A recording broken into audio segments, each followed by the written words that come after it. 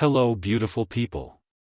Welcome to The Fiction Wizard. In today's episode, we explore Harry discovered at age 9 he was Lord of Potter-Black-Slytherin-Ravenclaw and Goblins sued entire Wizengamot. Hit like, subscribe, and join our community of story lovers. Let's begin. Chapter 1, The Letter in the Floor. The cupboard under the stairs at number 4, Privet Drive was exactly 37 inches wide and 52 inches long. Harry knew this because he had measured it once with a piece of string he'd found in the garden, mostly because there was nothing else to do and Dudley had broken his last interesting thought by sitting on it. He knew other things about the cupboard too. He knew the second floorboard from the back wall had a nail that worked loose if you pressed it at the right angle, and that the water pipe running along the left wall was warm from October through March and cold the rest of the year. He knew which spider was which. There were 4 regulars, and he'd named them after planets because it seemed respectful, and he knew that if you pressed your ear against the door at exactly 7:45 in the morning, you could hear the post arrive before Uncle Vernon could intercept it. He was 9 years old and he paid attention to everything, because paying attention was free and it was the one advantage the Dursleys had never thought to take away from him.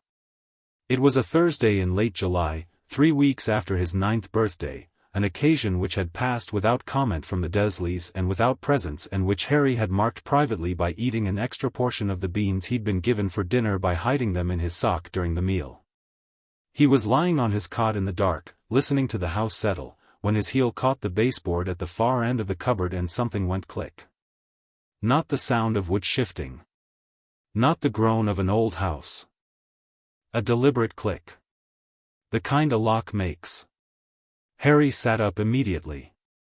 He pressed his palm flat against the floorboard beneath his cot and pushed, and the board tilted up on a hidden hinge smooth as silk, not stiff at all, as though it had been opened recently, or as though it had been charmed to open easily for him specifically. Inside the hollow space beneath it sat 2 things. The first was a ring. It was gold set with a deep red stone, and even in the total darkness of the cupboard Harry could see it clearly because it was glowing, a very faint warmth, like a coal that hasn't quite gone out. The second was a letter, sealed with dark wax, and even without being able to read the name on the front Harry knew it was meant for him. He couldn't have explained why. He just knew, the way you know when your name is being called in a crowd before you consciously register the sound. He took the letter first. Broke the seal carefully. The wax crumbled in a way that suggested it had been waiting a very long time to be broken. Inside was a single sheet of parchment covered in handwriting he didn't recognize, small and neat and slightly rushed, as though written quickly but not carelessly. "My darling boy," it began. Harry's hands stopped moving. He read those 3 words 4 more times. "If you're reading this, then James and I are gone. I'm sorry. I am so desperately sorry for what that means for you. You will have grown up without us and I can't know how that has felt, but I know you, Harry. I knew you from the first moment I held you, and I know you are strong enough to carry it, even when it feels like you aren't. I don't have much time to write this. I can feel something coming tonight. I don't know exactly what shape it will take, but I know it's coming, and so I'm writing this now while James is reinforcing the wards and you are asleep upstairs, and I need you to know several things. The ring beside this letter is the Potter family lordship ring. It has been in our family for 11 generations. It will only accept you, no one else can take it or wear it or even look at it for very long without considerable discomfort. This is a protection I placed on it tonight, layered over the family magic that was already there. If anyone has tried to take it from you and failed, that is why. Here is what is important. You are not only Lord Potter. You are, through my family, the Evan Princes, whom the wizarding world has chosen to call Muggle-born, though that is not the whole truth. You carry the bloodline of Salazar Slytherin through a line the history books buried. You are also Lord Slytherin. Through James, through a branch of the Potter-Black marriage compact of 1782, and through the death of Arcturus Black without a male heir in the direct line, you are also Lord Black, and through the unbroken Ravenclaw descent through the Evans maternal line. Yes, Harry, Rowena Ravenclaw is your ancestor, several times removed. You are Lord Ravenclaw. 4 lordships. 4 ancient houses. The magic in your blood is not ordinary, my love. It never was. Now.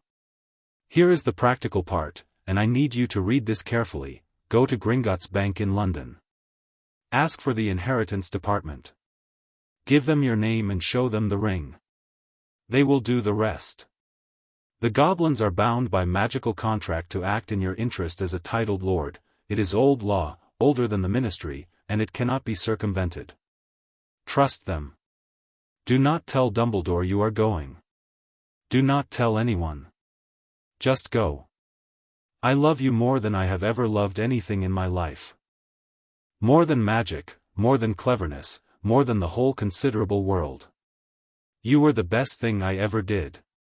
Your mum, Lily J. Potter, née Evans. October 31, 1981. Harry sat in the dark for a long time. He wasn't crying. He wasn't sure why. He thought he probably should be, given the circumstances, but instead he felt very clear and very still, like water just before it freezes. He read the letter twice more, slowly, folding it back along its original creases when he was done. Then he picked up the ring. It was warm before he touched it. When his fingers closed around it, the glow intensified briefly, warm amber light filling the whole cramped space, and then settled. He turned it over in his hands and looked at the stone, and the stone looked back, which he thought was slightly unusual behavior for a stone but decided not to worry about. He set it carefully on his knee and began to think. His mother, and the thought was still enormous, still sat in his chest like a swallowed stone. His mother, a real person who had loved him and been afraid and written this letter, had told him to go to Gringotts. He had heard of Gringotts. Mrs. Figg had mentioned it once, and he'd read about it in a library book about London that Dudley had checked out for a school project and then used as a frisbee until the spine broke. The problem was getting there. He had £3.42 saved in a hollow behind the loose brick in the garden wall. He knew the number 9 bus stopped at the end of Privet Drive and went toward the city centre, and from there, he'd looked at maps in the library. Because paying attention was free, he was fairly sure he could find Charing Cross Road, where the book had said Gringotts' entrance was hidden in the magical alley behind the Leaky Cauldron pub. He also had absolutely no business plan for what happened when the Dursleys noticed he was gone. Harry thought about this for approximately 45 seconds before deciding that the Dursleys noticing he was gone was, on balance, not the most frightening thing that could happen to him today. He tucked the letter inside his pillowcase. He put the ring in his pocket, where it sat warm and solid against his hip. And then he lay back on his cot and deliberately, carefully went to sleep, because he needed to be rested and the bus didn't run until 6:30 and there was no point being dramatic about it. He was 9 years old, and he was going to Gringotts in the morning. He left at 6:45 while the house was still quiet. He'd packed the only bag he owned, a small backpack that had been Dudley's and still had a cartoon dinosaur on one strap, with the letter, his £3.42, the ring still in his pocket, a half-eaten packet of biscuits he'd been hiding under his mattress, and a spare jumper.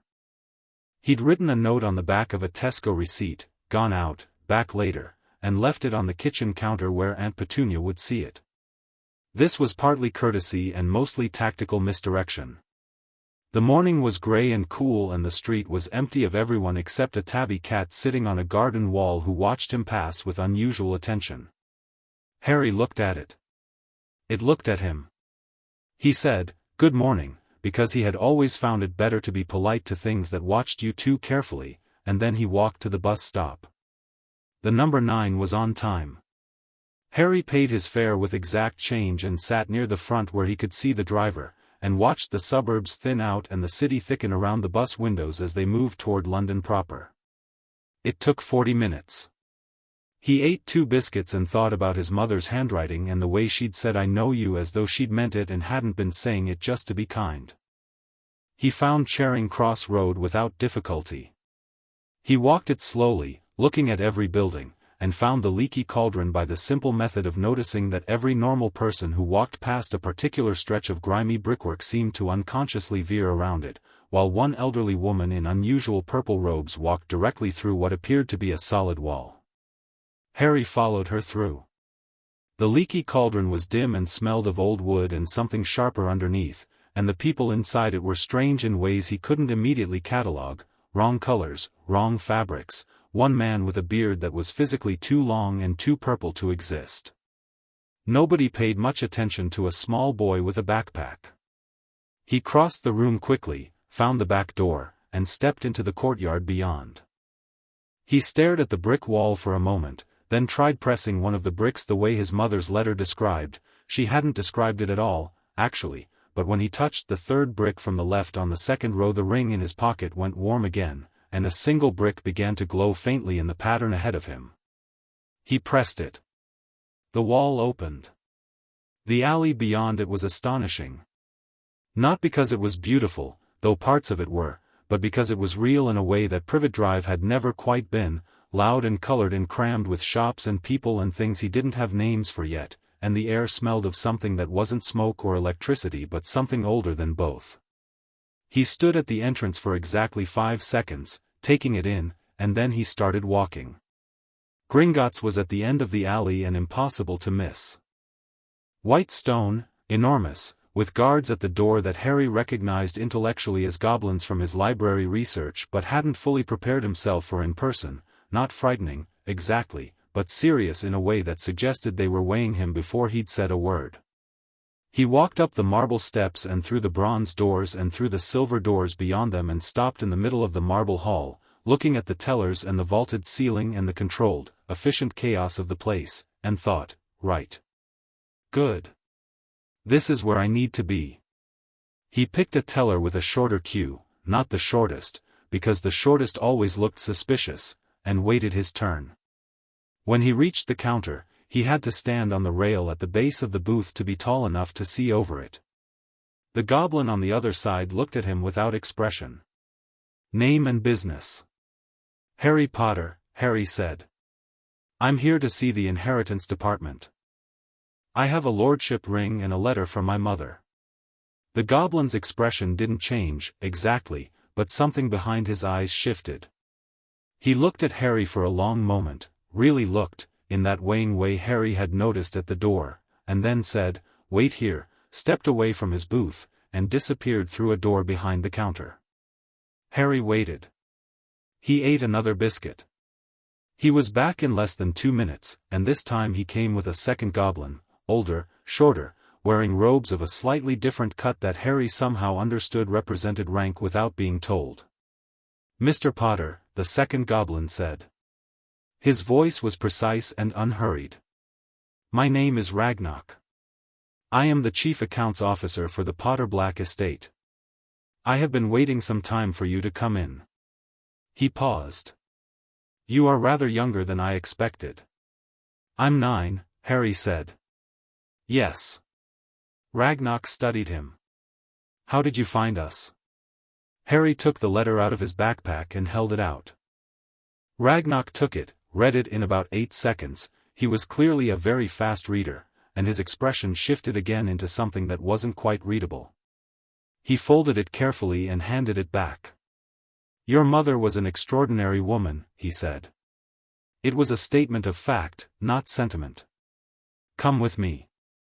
The office Ragnok led him to was deep in the bank, past the main hall, through a corridor that felt carved rather than built, down a short staircase to a room that smelled of old paper and iron and something Harry thought was magic just being ambient in the walls. The desk was covered in ledgers and the ledgers were large and the room was lit by something that wasn't candles and wasn't electric light but some third thing Harry had no word for yet. Ragnok sat behind the desk. Harry sat across from him in a chair that was the right size for a human adult and therefore enormous for a 9-year-old, but he sat in it straight-backed because he didn't want to seem like he was drowning in furniture. "Show me the ring," Ragnok said. Harry took it from his pocket and set it on the desk. Ragnok reached for it and stopped himself an inch away, his fingers hovering. He made a sound that might have been approval. "It won't let me pick it up. My mother said that." She was right. Ragnok drew his hand back and folded it with the other on the desk. "Mr. Potter. Before we begin, I need to ask you something, and I need you to understand that your answer will determine what happens next." Are you here alone? Did anyone know you were coming? I'm alone. Nobody knows. Did Albus Dumbledore send you? Harry looked at him steadily. No. My mum's letter told me not to tell him. Ragnock was silent for a moment. Then he said, "Good." And something in the room changed very slightly. An exhale of tension Harry hadn't consciously clocked was there until it released. Your mother was perceptive, as I said. Now. He turned and pulled a ledger from the stack on his desk with the efficiency of a man who knew exactly which one he wanted without needing to look. I am going to show you several things. Some of them will be upsetting. Some of them will be very upsetting. I would prefer you to hear all of them before you react, because the full picture is important. Can you do that? Harry thought about this. Yes, he said. Good. Ragnock opened the ledger. This is the Potter family estate account. It was opened originally in 1342 and has had continuous activity since. As of this morning, the primary vault, your primary vault, contains approximately 420,000 galleons in liquid assets, along with holdings in several wizarding enterprises and physical property at 11 separate wizarding and muggle-adjacent locations. Harry absorbed this. He had £3.42 in his backpack and a half-eaten packet of biscuits. That is the Potter account alone, Ragnock continued. Separate from that is the Black family account, held in trust pending formal confirmation of heirship. Your claim through the compact your mother described is legitimate and we have our own records confirming it. That account holds approximately 900,000 galleons and additional property. He turned a page. Then there is the Slytherin vault, which has been sealed since 1943 by ministry order and which has accrued interest for the intervening 40-odd years at standard rates. The Ravenclaw vault has been sealed since 1871 under different circumstances. I will not quote the total figure for all four combined. It is a large number and I find large numbers distract from the more important conversation. Harry said nothing. He was listening. The important conversation, Ragnock said, and his voice was careful and precise and carried the weight of someone who had been wanting to have this conversation for a long time, is this. He turned the ledger to face Harry and pointed to a column of entries, each one annotated with a date and an amount and a name. These are withdrawals from your account. Unauthorized withdrawals. They began in November 1981, 1 month after your parents died, and they have continued at irregular intervals since. Harry leaned forward and looked at the column. The numbers were small individually, 50 galleons here, 120 there, but they were frequent, and when he ran his eye down the column to the total at the bottom, it was not a small number. Who authorized them? He asked. Ragnock's finger moved to the authorization column. Harry read the names. Cornelius Fudge. Bartemius Crouch Sr. Dolores Umbridge. Arthur Weasley, though this one was small and might have been administrative, Harry noted, and filed the distinction. Alastair Moody. Mundungus Fletcher, which explained quite a lot about Mundungus Fletcher as a person. And at the top, authorizing the largest single transaction, a transfer of 3,000 galleons in December 1981 described as administrative fees for guardianship arrangement, was one name. Albus Percival Wulfric Brian Dumbledore. Harry sat back in the enormous chair. He was quiet for a moment. Ragnock let him be quiet without filling the space with noise, which Harry appreciated. There's more, Harry said. It wasn't a question. Yes, Ragnock said. The lordship titles, they should have activated automatically when my parents died, shouldn't they? The lord before me died and I was the heir. Ragnock's expression shifted into something Harry thought might be the goblin equivalent of being impressed. You read the letter carefully. She told me to. Yes. You are correct. The lordship rings should have sought you in 1981. There are 3 reasons they did not. First, you were an infant and infant lordship claims are complex. Second, someone filed a suppression order with the Wizengamot in November 1981, citing your age and the exceptional circumstances of the war. That suppression order is standard procedure and legitimate in itself. The problem is that it was never lifted. Every year since, someone has quietly renewed it, preventing the titles from activating until you came of age at 17. He paused. 17, Mr. Potter, not 9. You have activated them early by handling the ring and by being, apparently, someone your mother's magic recognized as ready. Who filed the renewal orders? Ragnarok turned to a different section of the ledger. The answer was in the first column and it was the same name it had been before. Harry looked at that name for a long time. Then he said, very calmly, what would it take to file a formal grievance? And Ragnarok, for the first time since Harry had entered the room, smiled. It was a sharp smile, the smile of someone who had prepared for exactly this question for a very long time and had been waiting, with goblin patience, for the right person to ask it. I was hoping you would say that, he said. He reached under the desk and produced a second ledger. This one was newer and thicker and had a goblin script title on the cover that Harry couldn't read but which felt, somehow, prepared. I began compiling this documentation in 1982, Ragnarok said. I have continued to update it each year. There are 417 separate recorded violations of the Goblin-Wizard Inheritance Accords of 1478, the International Magical Property Covenant of 1803, and the Wizengamot's own internal conduct standards from 1919. He set the ledger on the desk between them. Every single one is documented. Every transfer has a signature. Every suppression order renewal has a name attached to it. I have the original banking records, the ministry paper trail, and the testimonial records of 6 goblin employees who were present for various transactions. Harry stared at the ledger. You've been building a case, he said. I have been building the case, Ragnarok corrected. I have simply been waiting for my client to walk through the door. The thing was, and Harry understood this instinctively, the way he understood which floorboard creaked and which spider was which, that Ragnarok was not doing this purely out of loyalty to the Potter account. He was doing this because the violations against Harry were the specific ones, the documented ones, the prosecutable ones, but they sat inside a much larger pattern of how the Goblin-Wizard banking relationship worked, and Ragnarok had decided, at some point in 1982 or perhaps earlier, that this pattern was going to end and it was going to end loudly. Harry was the instrument, not the cause. That was fine. He could be useful. He'd been useful to the Dursleys his whole life and gotten nothing for it. Being useful to Ragnarok in a cause that was also his own cause was a completely different thing. Tell me what has to happen first, Harry said. Ragnarok turned to a fresh page. First, the inheritance ritual. You accept all 4 lordship rings formally and the magical inheritance bonds are established. This gives you legal standing that cannot be disputed, not by the ministry, not by the Wizengamot, not by Dumbledore himself.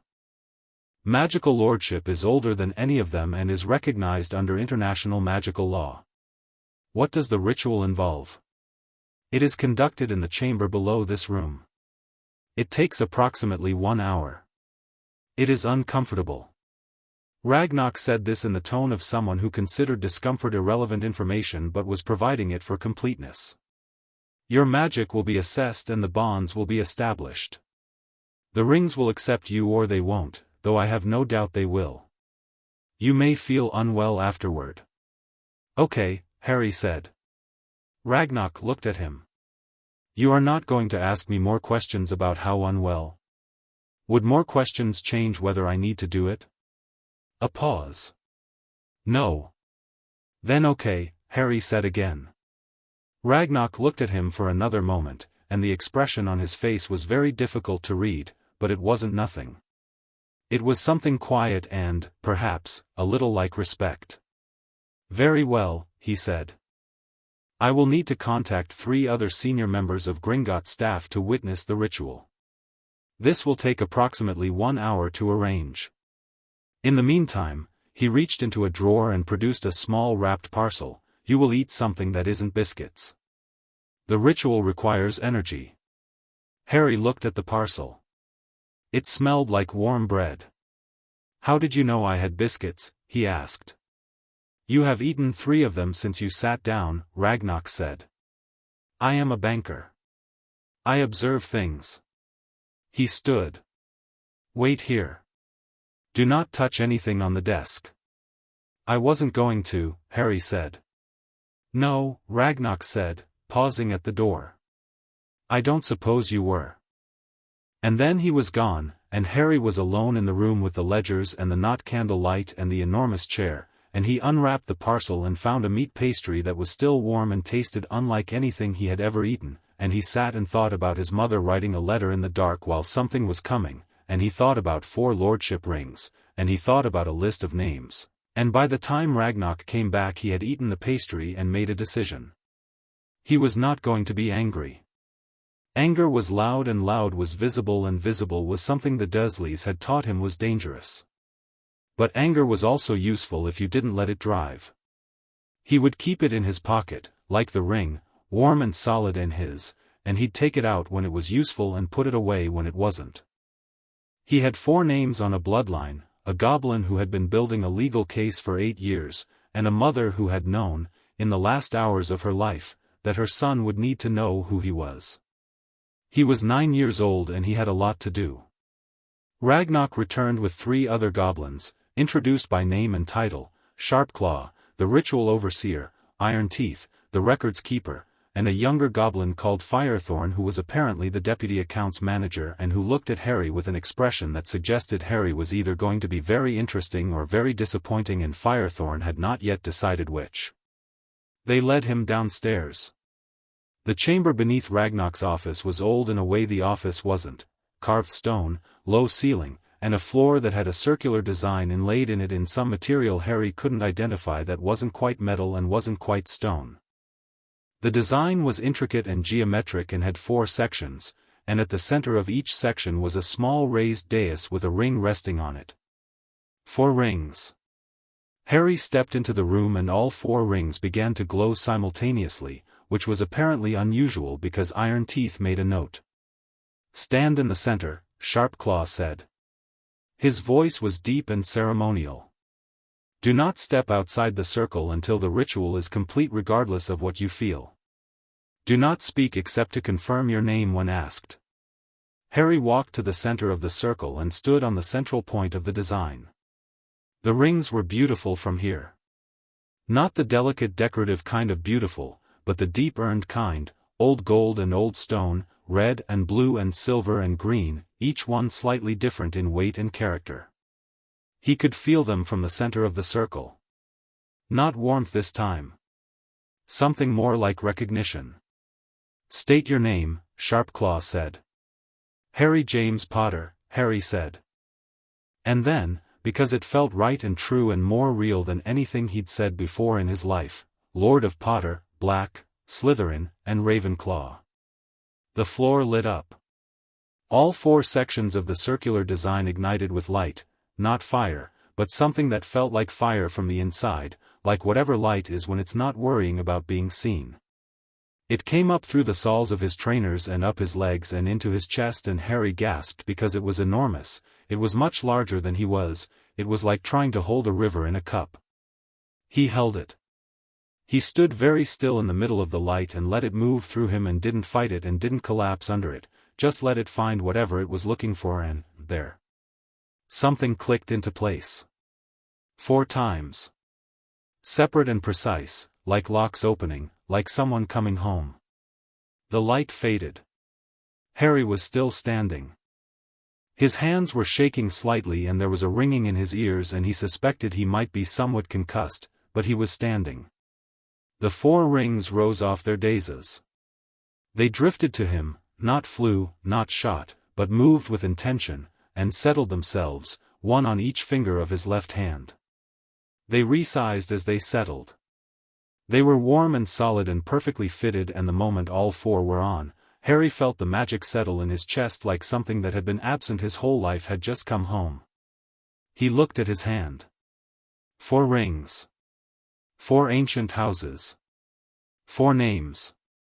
Behind him, he heard Iron Teeth making another note, and then heard Ragnok say, quietly, to no one in particular, well. That's that, then. Harry lowered his hand and turned around to face them. His vision was steady. His hands had stopped shaking. The ringing was fading. Right, he said. What's next? Firethorn made a sound that was not quite a laugh but was the closest a goblin seemed to get to one. Ragnok's expression had settled into something that was going to be, Harry understood, his default expression for the foreseeable future, a kind of controlled satisfaction, the look of a very long plan beginning to move. Next, Ragnok said, we build our case.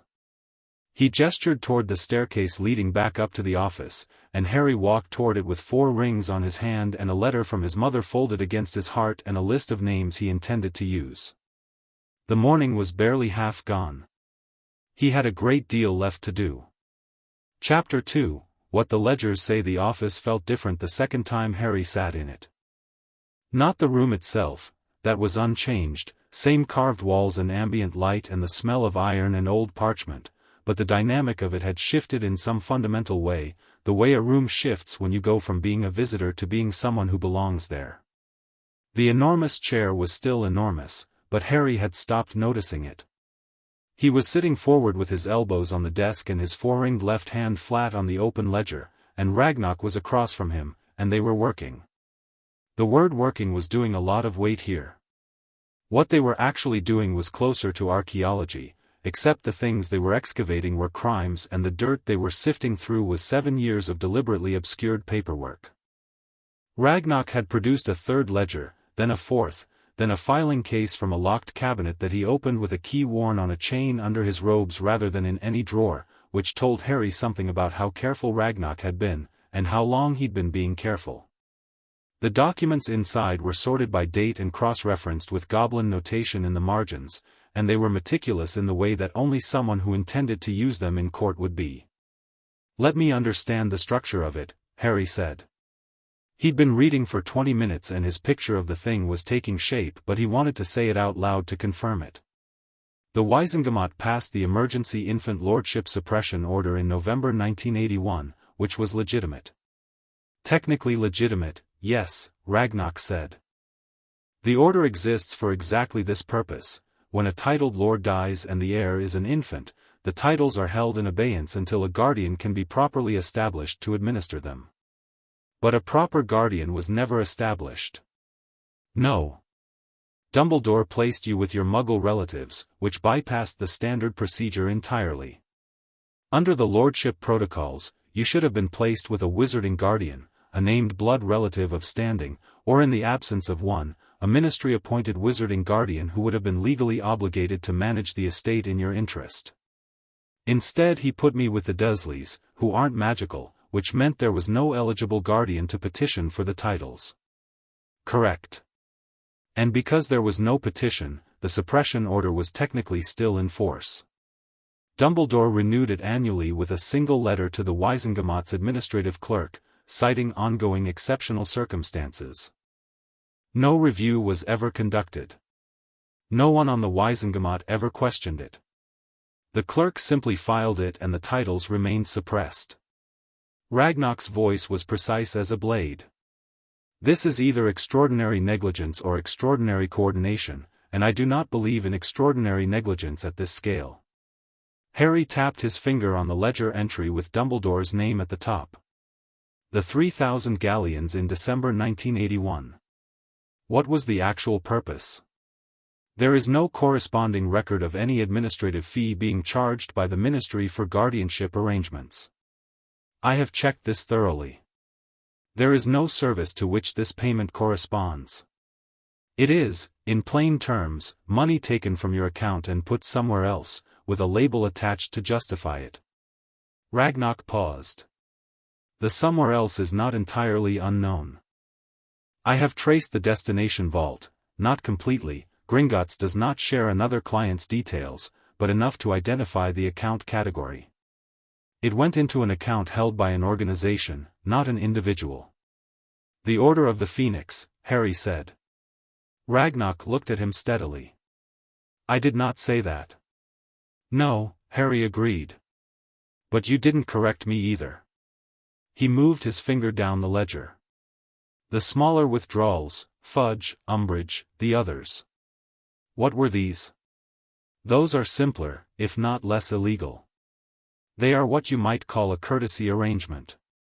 When the Ministry became aware, through various channels, that the Potter-Black-Slytherin-Ravenclaw estate was sitting unsupervised and suppressed with a 9-year renewal pattern, certain individuals found it convenient to redirect small amounts periodically. The descriptions applied are administrative, consultative, ongoing security assessment, none of which correspond to any documented service. They were helping themselves. They were helping themselves, Ragnock confirmed, with the satisfied tone of someone glad to have a clean sentence for a complicated thing. The total sum taken across all parties from November 1981 to this morning, today's date, is, he turned to the summary page he'd prepared, 412,730 galleons. Harry read that number twice. It was not the largest number he'd heard in this office today, but it was the one with the most weight behind it, because it wasn't abstract. Every galleon of that had a name next to it, and every name was attached to someone who had looked at an infant's inheritance and decided it would do nicely. What about the sealed vaults? Harry asked. Slytherin and Ravenclaw. Who authorized those sealings? Ragnock exchanged a brief look with Firethorn, who had stayed in the room to one side, taking notes in rapid goblin script. The Slytherin vault was sealed in 1943 by ministry order, citing it as property of a dark family with no living heir. This was incorrect on 2 counts, the family was not without heir, and the definition of dark family used in the order was invented specifically for this case and does not appear in any prior legal document. The wizard who drafted and signed that order, let me guess, Harry said. Ragnock turned to the relevant page and pointed to the signature. Albus Dumbledore had, apparently, been busy in 1943 as well. He would have been in his 60s then, Harry calculated. Not yet headmaster. But already powerful, and apparently already very certain about which families deserved their vaults and which didn't. The Ravenclaw sealing is older and more complicated, Ragnock continued. That was done in 1871 by a different set of parties, and I do not want to distract from the primary case. It will be addressed as a secondary matter. The important thing is that both vaults have been generating interest for decades and that interest belongs to you. Harry nodded slowly. He was building a map in his head, not just of what had been done, but of why, and by whom, and what they had each stood to gain. Fudge and Umbridge were simple, money, the way small-minded people always went for money. Crouch was more complex, he was the kind of man who took things on principle rather than need, because taking was a form of power. Dumbledore was the most complex of all, because Dumbledore, Harry was fairly sure, hadn't done this for money or power or even malice. He'd done it because he'd decided what Harry's life should look like and had arranged the world accordingly, and taking money from an infant's vault to fund his arrangements was, to Dumbledore, probably a detail. A practical necessity. The kind of thing you did when you were playing a very large game and couldn't be bothered with the smaller arithmetic. That, Harry thought, was somehow worse than simple greed. The International Court, he said. You mentioned that when the Goblin Nation files a grievance it goes to the International Magical Court, not the British Wizengamot. Correct. This is by design. A domestic suit filed in the Wizengamot would be heard by the same body that is named in the suit, which is not justice, it is theater.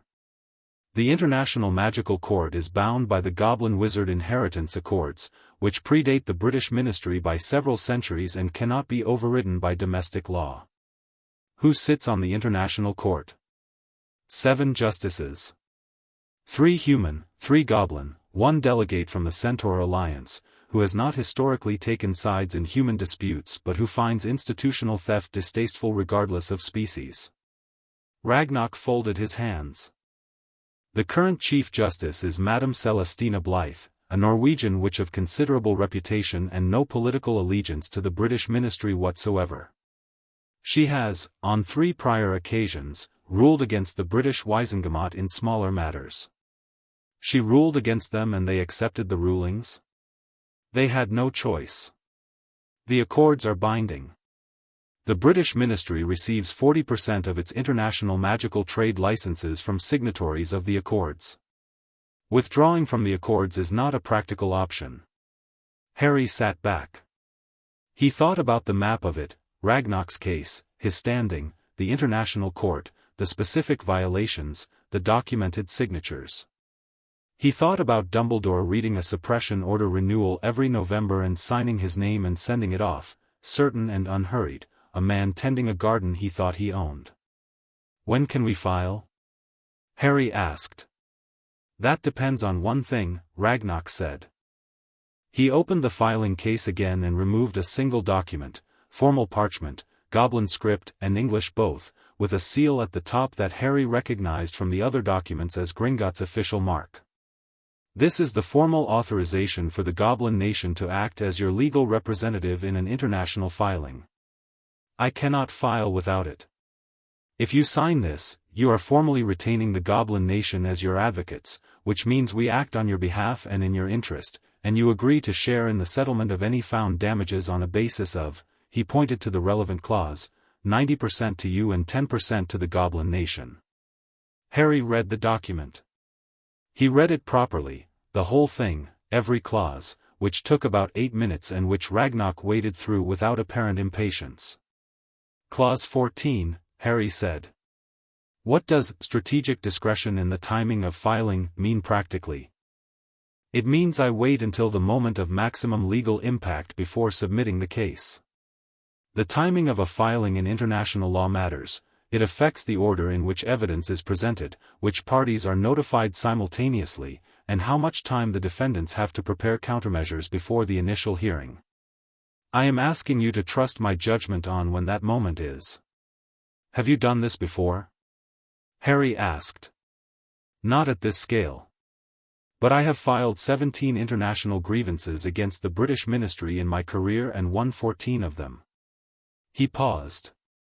"The other 3 I lost on technicalities I have since closed."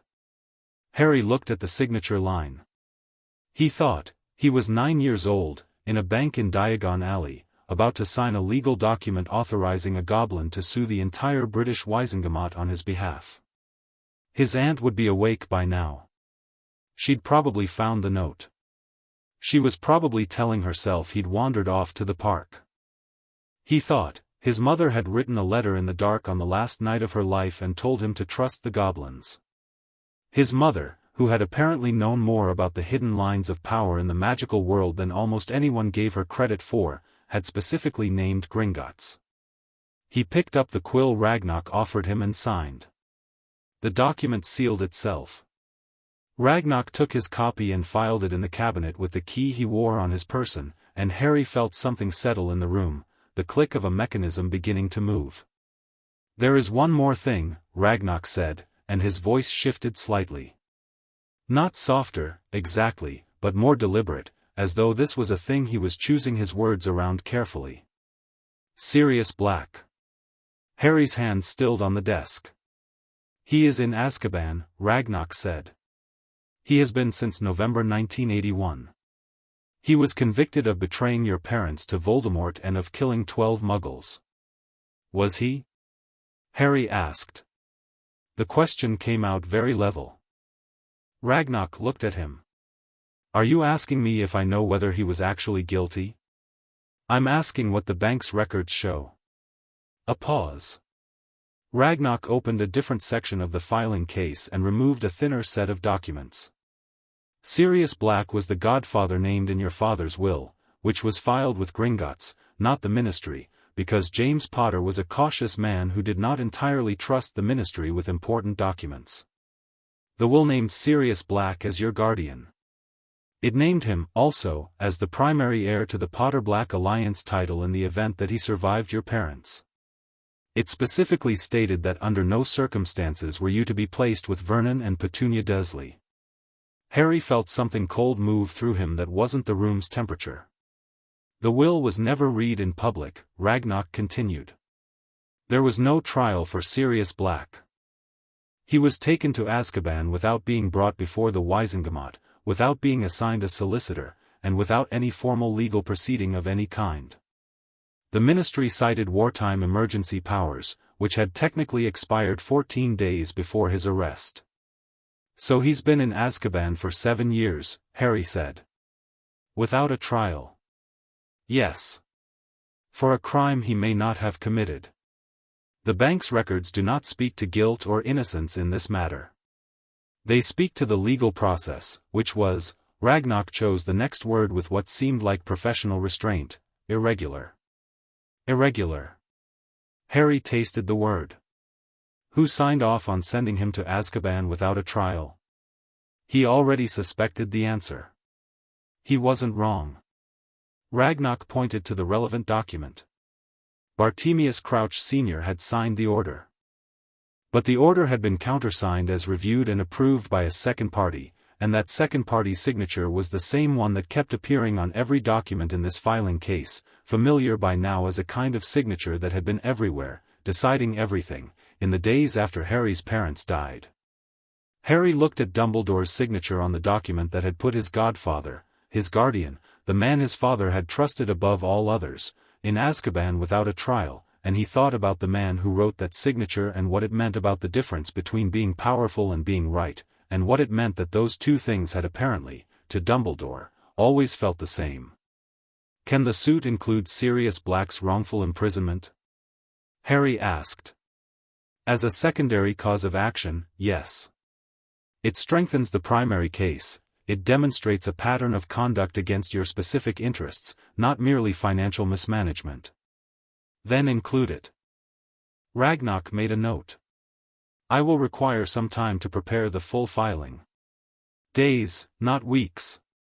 During that time, I would recommend you return to your residence, wherever that is, and behave as normally as possible. The element of surprise is valuable in a legal filing of this nature. If Dumbledore or the Ministry becomes aware that action is being prepared, they'll move to suppress it," Harry said. "File counter-applications or claim jurisdiction or find some procedural block." Ragnok raised an eyebrow. "You understand legal procedure?" "I understand that people who know trouble is coming try to get in front of it," Harry said. "I've lived with the Dursleys my whole life. They're not very smart, but they know how to preempt things they don't want to deal with." The goblins studied him. "How long have you been making observations of this kind?" "As long as I can remember." Harry shrugged. There wasn't much else to do in a cupboard. Something crossed Ragnok's face. It wasn't pity. Harry would have found pity difficult to accept from someone whose professional respect he was beginning to value, but it was something in the same neighborhood. Acknowledgement, maybe. Of the specific quality of a childhood that had turned a child into someone who read ledgers like maps and asked about legal procedure at 9 years old because survival had always required that kind of attention. "The school year begins in September," Ragnok said, moving on with tact. "You are not yet 11 and therefore not yet eligible for Hogwarts. This gives us approximately 2 years before the ordinary course of your life brings you into regular contact with Dumbledore. This is useful time." "I wasn't planning to wait 2 years, Harry said. "No," Ragnok agreed. "Neither was I. The filing will be submitted within the week. The initial notification to named parties, the Wizengamot members, the Ministry officials, Dumbledore, will go out simultaneously with the filing, by international court messenger, which means they cannot be intercepted or suppressed domestically." He paused. "The notifications will reach approximately 63 named individuals at the same moment. It will, Mr. Potter, be rather significant." Harry tried to imagine 63 people opening the same notification at the same time and thought about what that morning would look like, owls and official seals and the specific panic of people who'd been helping themselves to an orphan's inheritance for 7 years suddenly finding that the orphan knew about it. "Good," he said. "There is also the question of your living arrangements," Ragnok said. "Potter Manor, in Godric's Hollow, was sealed after your parents' deaths and has been under a ministry-administered estate freeze. With your lordship now formally established, that freeze is automatically lifted, the property reverts to you immediately under the Lordship Reversion Clause of the 1803 Covenant. You are, legally, entitled to move into it. Can I do that now? Before the suit is filed? You can. I would advise, however, that you do not do it alone. The manor will require inspection for any spells or monitoring charms placed during the estate freeze. It is standard practice to plant information-gathering enchantments in sealed properties, and we should assume this was done. Can Gringotts send someone to inspect it? I will send Firethorn, Ragnarok said, with a nod toward the younger goblin, who had been so quiet Harry had half forgotten he was there. He is our best wardbreaker at present, and he finds ministerially placed enchantments personally offensive. Firethorn made a sound that confirmed this. When? Harry asked. Tomorrow morning, Ragnarok said. Meet here at 8. We will go together. Harry nodded. He looked at the ledger spread across the desk and thought about the day that had passed, the bus, the alley, the 4 rings, the names in the columns, and felt the shape of the thing he was building. Not yet a weapon, not yet a victory. More like the foundation of something that was going to be large and solid and difficult to move once it was finished. One more question, Harry said. How many people at Gringotts know about this case? Myself, Firethorn, Sharpclaw, and Iron Teeth from the ritual. The 2 tellers who processed your entry today. No one outside these walls. The tellers won't talk. Goblins do not gossip about client affairs, Ragnarok said with a precision that suggested this was both a professional standard and a matter of personal pride. We are not in the habit of sharing what we know with people who have spent 5 centuries treating us as a convenient financial service rather than as a sovereign people. Discretion is both our code and our preference. Harry nodded. He thought that was probably the cleanest answer he'd heard all day. He stood up and gathered his backpack and straightened his jumper and looked. He was perfectly aware, exactly like what he was, a small underfed 9-year-old in clothes 2 sizes too large. The 4 rings on his hand were the only thing in the room that didn't look like they belonged to someone who'd been let out without supervision. I need to go back to the Dursleys tonight, he said. I know, Ragnarok said. Not because I have to. Because it's tactically cleaner. If I disappear before the filing, someone will start looking for me, and that creates noise before we're ready. Yes, Ragnarok said. That is exactly the correct reasoning. Harry pulled his sleeve down over the rings. They couldn't be seen if he kept his sleeves down, which he was practiced at doing already for different reasons. He picked up his backpack. Tomorrow morning, he said. 8 o'clock, Ragnarok confirmed. Take the side entrance on Nocturne Alley, less visible. Harry paused at the door. The accounts, he said. The money that was taken. If the court rules in our favor, when, Ragnarok said. When the court rules in our favor, what happens to the people who took it? Ragnarok looked at him with the expression of a man who has spent decades being patient about something and can feel that patience about to pay out. Under the Accords, a finding of deliberate interference with a lord's inheritance carries mandatory restitution at triple the amount taken, loss of any titles or positions held under the Wizengamot, and, in cases where criminal conspiracy can be demonstrated, referral to the International Magical Prosecution Office. Harry thought about the names in the ledger columns. Fudge, Umbridge, Crouch, the others, small thieves helping themselves from a dead man's table while a child slept in a cupboard. Dumbledore, a great man, a genuinely great man by most measures, who had looked at a child's future and decided that his vision for it mattered more than what the child himself might have wanted. He thought about what it meant to take that to court. Good, Harry said again, and meant it, and walked out. The journey back to Privet Drive was quieter than the mornings had been. Harry sat on the number 9 bus with his sleeve pulled down and his backpack on his lap and watched London through the window, and thought. He thought about Sirius Black in Azkaban, which he hadn't let himself think about fully in the office because he'd needed to keep his thinking clear and clean and practical, and he let himself think about it now that the practical work was done. Sirius Black, who his father had trusted enough to name guardian. Sirius Black, who had been put in prison at the same moment Harry had been put in a cupboard, both of them without process, without argument, without anyone asking whether this was right. He thought about a man he had never met who had been rotting for 7 years because a lot of powerful people had found it convenient for him to be there and hadn't spent much time worrying about whether the convenience was just.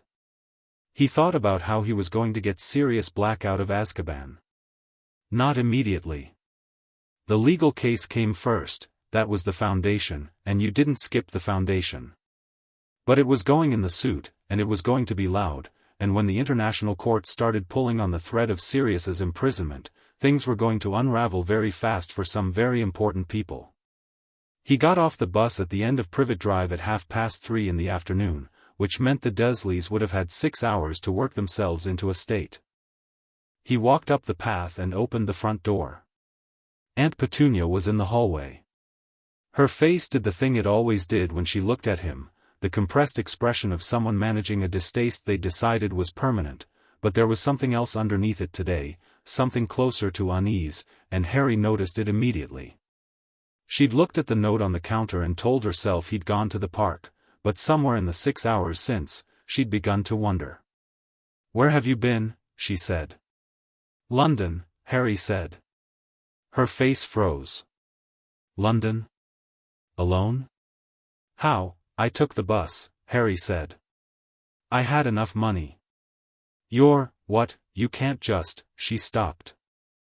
Her eyes went to his hand, and he'd forgotten for a moment that the sleeve had ridden up on the bus journey, and the rings were visible, 4 of them, warm gold and glowing faintly even in the hallway light, and the moment Petunia saw them her face went through about 4 different expressions in quick succession, the fastest of which Harry identified as fear. She recognized them. Or recognized something about them.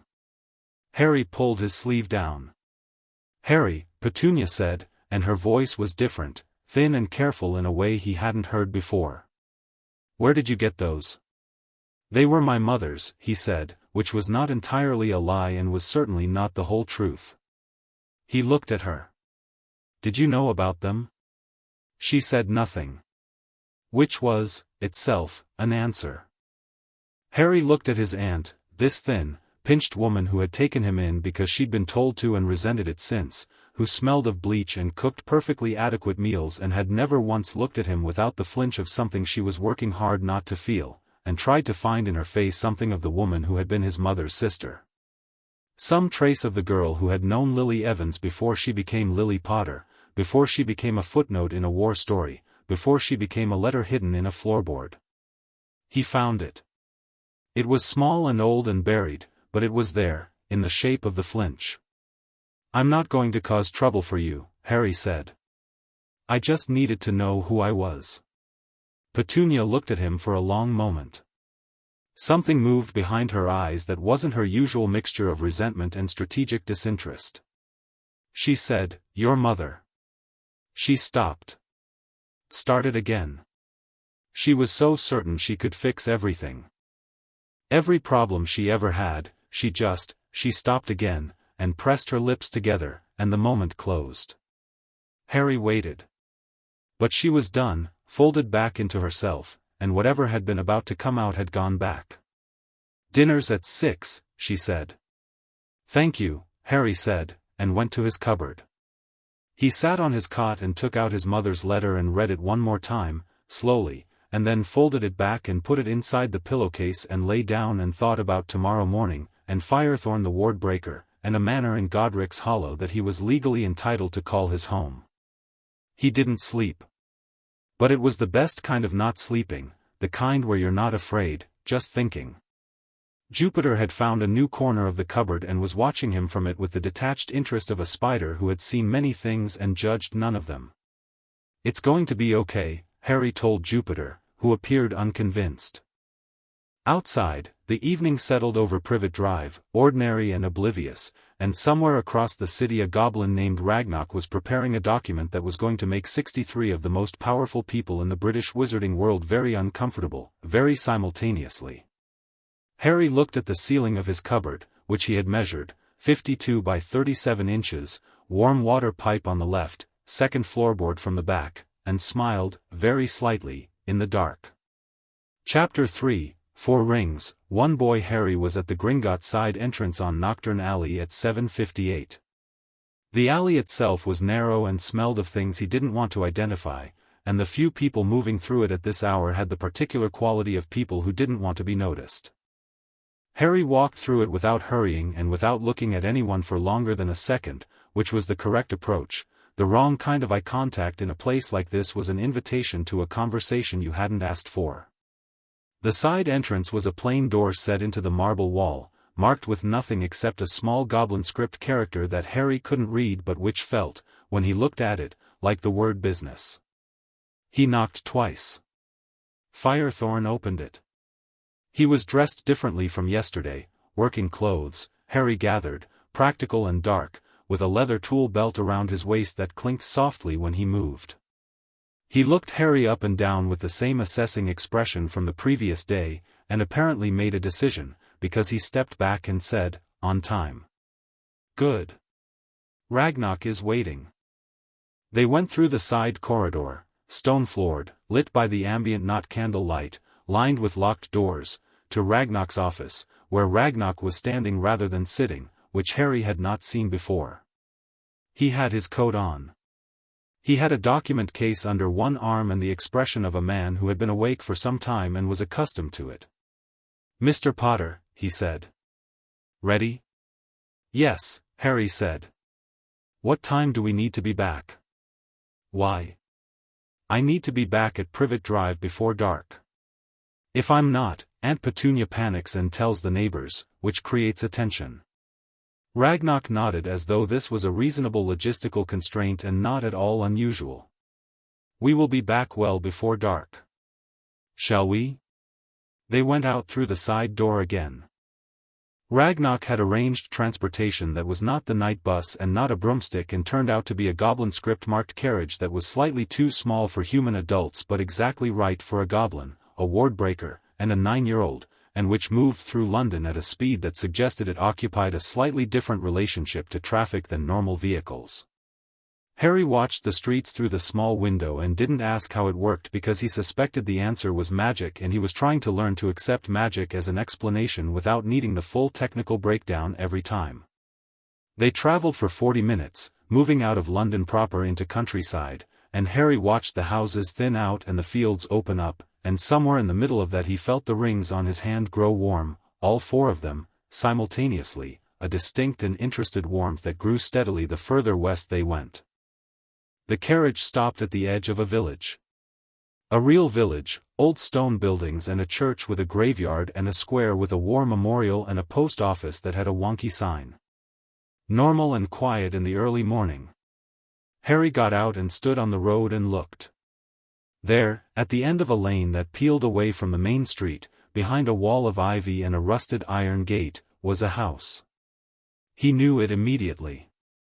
Not from memory. He'd been 15 months old the last time he'd been here, and 15-month-olds don't file architectural records, but from something older than memory. The rings were warm enough now that they were the only thing he could feel in his hand. The house sat behind its wall and looked back at him, and something in the quality of the morning light on its stone felt personal. "Potter Manor," Ragnarok said beside him. "I know," Harry said. Firethorn was already at the gate, crouching to examine the lock. He produced something from his belt, not a key, more like an instrument, and ran it along the gate's frame, and the readout he got from it made him click his tongue. "Ministry seals," he said to Ragnarok. 6 layers. Standard estate freeze charms on top, and then, he paused, reading, something else. "Something that isn't ministry." "How old?" Ragnarok asked. "The ministry seals are from 81. The other thing is more recent. 8 months ago, maybe 9. Firethorn looked at Harry. "Someone put a monitoring charm on the gate. Recent enough that it's still active. Anyone who entered using a standard unlocking charm would have triggered an alert." "To who?" Harry asked. Firethorn shrugged. "Whoever said it. I'd need to trace the signature to tell you. Give me a minute." He spent 2 minutes crouching at the gate while Harry and Ragnar stood on the road, and the morning bird noise went on around them as though nothing unusual was happening. "It's key to Dumbledore's office at Hogwarts," Firethorn said. He stood up and dusted his knees. If anyone had entered, he'd have known within the hour. Harry looked at the gate. "Can you remove it?" "Already did," Firethorn said. "It's gone. I've also disabled the ministry seals. Those are technically illegal now that your lordship is established, so removing them is covered under the reversion clause Ragnar cited yesterday." He produced a new instrument.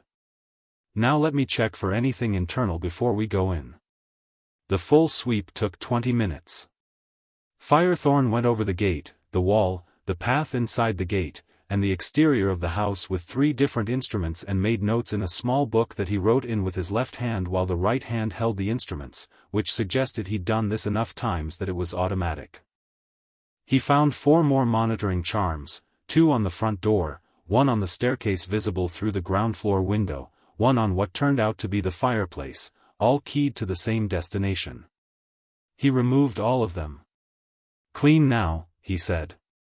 "Structurally the house is sound. I can tell from the ambient magical signature that it's been well maintained by the property charms built into the fabric. Those are old family magic and they don't need anyone's help to keep running." Harry pushed the gate open. It swung smoothly, no rust in the hinges despite the years. Family magic, he thought. The house knew him. He walked up the path and put his hand on the front door, and the rings flared warm and bright for a moment, and the door opened without any key. Inside was dim and dusty and still in the way that spaces are when they've been unoccupied for years, thick quiet, light filtering through dirty windows, furniture draped in covers. But not cold. The bones of it were warm, that old family magic warmth, and Harry stood in the entrance hall and looked at the stairs and the corridor and the light coming through the dust and felt something he'd never felt in the cupboard under the stairs or any other space he'd occupied in his life. He felt like he was somewhere he had the right to be. Ragnar stood in the doorway and let him have the moment without filling it with words, which was becoming one of Ragnar's qualities Harry most appreciated. Harry walked through the ground floor slowly. The sitting room had good bones. Large fireplace, high ceiling, bookshelves on every wall that still had books in them, an enormous window that looked out over the back garden which was overgrown but not dead. The kitchen was old-fashioned and functional. There was a library, a whole room of it, floor to ceiling, and Harry stopped in the doorway of it and looked at the walls of books and thought, "Mine." There was a study, locked, that opened for him the moment his hand touched the knob, and inside was a desk with a letter sitting on it addressed in his father's handwriting to whoever comes after me, which Harry pocketed without reading yet because he wasn't ready. He went back to the entrance hall. How long would it take to make it properly habitable, he asked Ragnar. For a child living alone? Certain arrangements would need to be made. Gringotts has a property management service, cleaning, restocking, basic maintenance, that operates within client confidentiality standards. No wards from the ministry or anyone external. The family wards are already active and they are, frankly, significantly better than anything the ministry would provide. Your father and his ancestors built them over centuries. They are keyed to Potter blood and will automatically extend to anyone you personally invite inside. Ragnar paused. They are also keyed, I note, to the Black family by virtue of the 1782 Compact. Sirius Black, if he were free, could enter without invitation. Harry looked at the stairs. Upstairs was his parents' bedroom, and his old nursery, and things he wasn't going to go through today because today was a working day and he needed to keep his head clear. "I want to move here," Harry said. "Not immediately. After the filing." "That is my recommendation as well," Ragnar said. "Once the suit is public, remaining at your relative's address creates certain vulnerabilities. Here, within the family wards, you are effectively sovereign, legally and magically." "Like Gringotts," Harry said. "Very like Gringotts," Ragnar agreed, with a faint satisfaction. "In fact, under the lordship protocols, your primary residence is classified as Sovereign Lord's territory, which means the ministry cannot enter without your explicit invitation or a specific international court order. Not even Aurors. Harry thought about Dumbledore, who had put monitoring charms on the gate of a house that didn't belong to him, to watch for a child he'd arranged to keep ignorant of his own inheritance. "Good," Harry said, and went back to the front door, and Firethorn followed him out into the morning. They were back in London by noon and back in Ragnarok's office by 12:30, and over the next 2 hours Ragnarok walked Harry through the structure of the filing in detail, not because Harry needed to approve every clause, but because Ragnarok believed, apparently, that a client who understood his own case was a more effective client than one who was simply along for the ride. The document itself was substantial. 47 pages of formal goblin legal notation, with appendices, and Harry read the summary sections while Ragnarok talked him through the legal framework.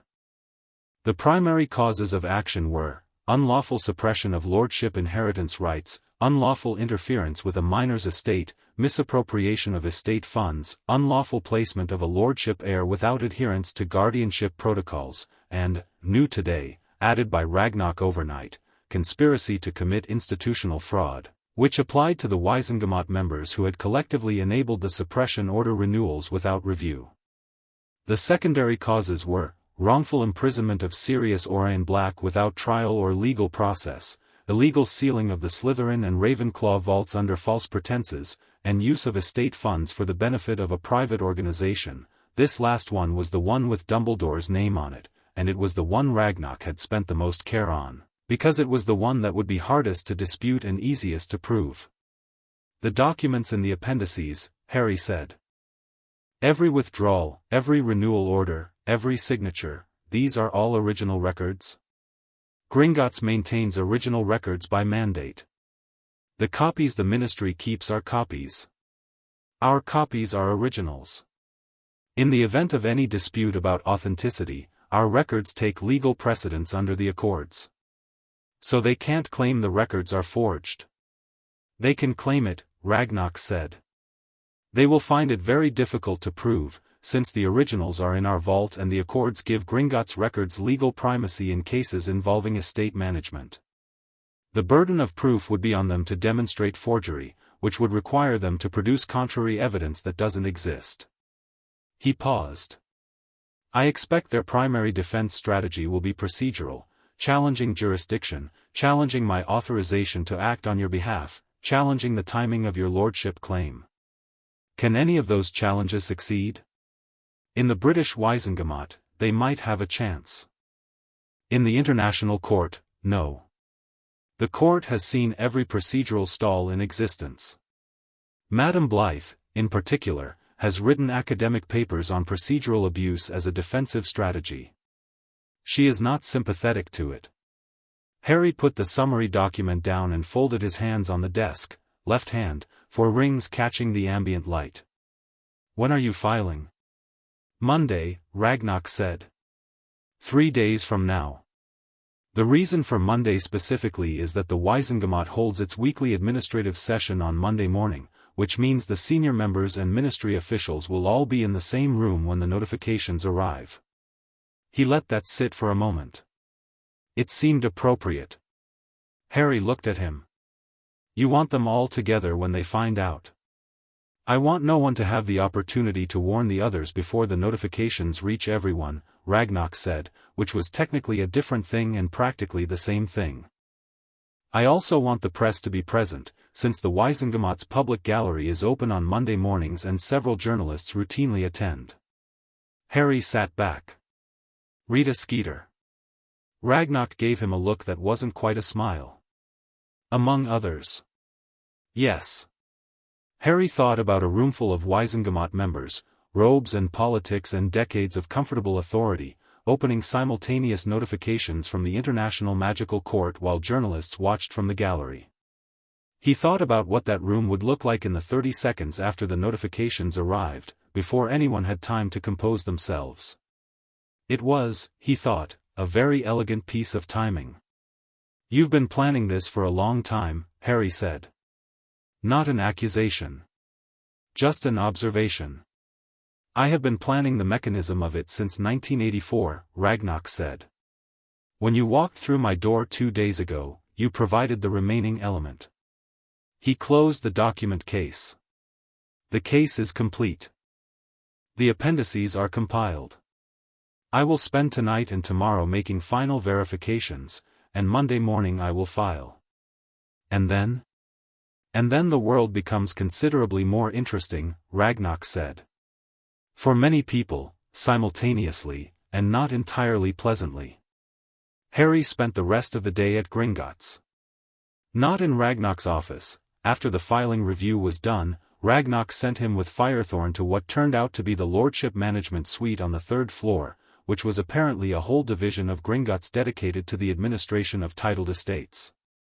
Harry hadn't known this existed.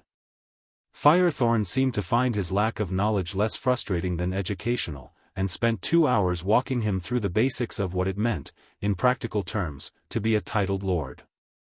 It was a great deal. There were 4 estates to manage: the Potter estate, which was the most active; the Black estate, held in trust pending Sirius's release; the Slytherin estate, which had been sealed and was being inventoried by Gringotts' estate assessment team as of that morning; and the Ravenclaw estate, which Firethorn indicated was a separate project requiring more research before it could be properly assessed. There were seats on the Wizengamot, 4 of them, all currently empty and technically illegal to hold empty under the attendance protocols, which was another violation to add to the pile.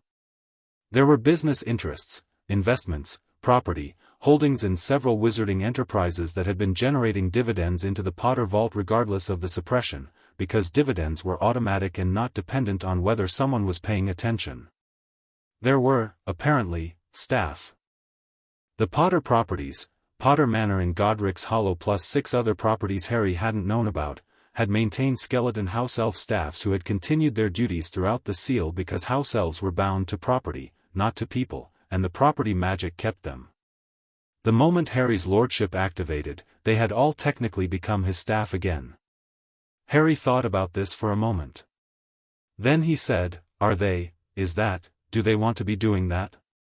Firethorn gave him a look that was slightly startled.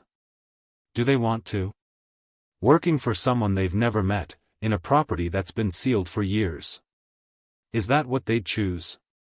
Firethorn was quiet for a moment. That, he said carefully, is not a question most wizards ask. I'm asking it. House elf magic is bound magic, Firethorn said. The ethics of it are, he paused. Complicated. And not universally agreed upon, even among goblins. What I can tell you is that a house elf under a lord who asks that question and means it is considerably better situated than one under a lord who doesn't. He paused again. You could speak to them. I'll do that when I move in, Harry said. I want to meet them properly. Firethorn made a note, and the note had the quality of something that was being recorded as significant. There were also letters. Piles of them, held in a Gringotts correspondence hold because there had been no active lord to receive them. Most were routine, business correspondence, formal greetings from various institutions, the standard administrative flow of a titled estate. But at the bottom of the pile, in a separate folder marked personal, there were letters from Sirius Black. 11 letters. Written once a year from Azkaban, addressed to Harry, delivered to Gringotts because Sirius had apparently known even in Azkaban, that Gringotts would hold them more reliably than anyone else. Harry held the folder without opening it. These were sent by post, he asked. By owl, redirected to us when delivery to your official residence proved complicated, Firethorn said. He had the careful tone again. Azkaban allows limited correspondence. These were all processed through official channels. There is nothing improper in them. Harry looked at the folder in his hands. 11 letters, 1 per year, from a man who had been in prison without trial and had still found ways to reach out to the godson he'd never been allowed to raise. He thought about what kind of person wrote letters from Azkaban to a child he'd never been able to see, year after year, into the void. He put the folder in his backpack, carefully, next to his mother's letter. He'd read them tonight, in the cupboard, with the door closed. He was back at Privet Drive by 5:30. Dinner was at 6, beans on toast with a fried egg, and Harry ate it at the kitchen table while Dudley talked about something that had happened at school and Uncle Vernon read the paper. It was an ordinary evening in every visible respect, and Harry sat in the middle of its ordinariness and thought about 4 lordship rings and a filing that was going to hit the wizarding world on Monday morning like a stone through glass. Petunia watched him twice during dinner with that new careful expression. She didn't say anything. After dinner, in the cupboard, with Jupiter watching from his corner, Harry read Sirius's letters. They were not what he'd expected. He hadn't known what to expect, really. He hadn't known Sirius existed until 2 days ago, but he'd thought they might be desperate, or despairing, or full of the weight of years in a prison full of dementors. They were not like that. The first one, from 1982, was short, Harry. I don't know if you'll ever get this, but I have to try. Your dad was my brother in everything but blood, and your mum was the brightest person I've ever known, and you deserve better than wherever you are right now. I'm working on getting out. I don't know how yet. But I'm working on it. Sirius. The second, from 1983, still working on it. The Dementors are something else, I won't lie to you. But I can still think clearly when I try hard enough, and I'm trying. Happy birthday, kid. I don't know how old you are, 2? 3? Something small and brilliant, probably. Your parents were both brilliant. S. By the 5th letter, 1986, Harry was 5 years old in Sirius's accounting, and Sirius had started telling stories. Stories about James and Lily, the way James had fallen off a broomstick his first week at Hogwarts and tried to pretend he'd done it on purpose, the way Lily had corrected 3 of Slughorn's potion calculations in her first year and he'd sulked about it for a week, the way the Marauders had once accidentally enchanted the entire Gryffindor common room to play one particular Weird Sisters song on repeat for 6 hours and had been unable to reverse it because Sirius had forgotten the counter. Charm. Harry read all 11 letters, slowly. The last one, from this year, 1989, was different in tone. Older and more tired, but cleaner somehow, like something that had burned down to its essential form. I know you're 9 now. I know you're with Petunia. I hate that you're with Petunia, and I'm sorry. Your mum would have hated it too, but she'd have handled it better than I'm handling it. I keep thinking, you're going to get to Hogwarts in 2 years and then things change. Then things can change.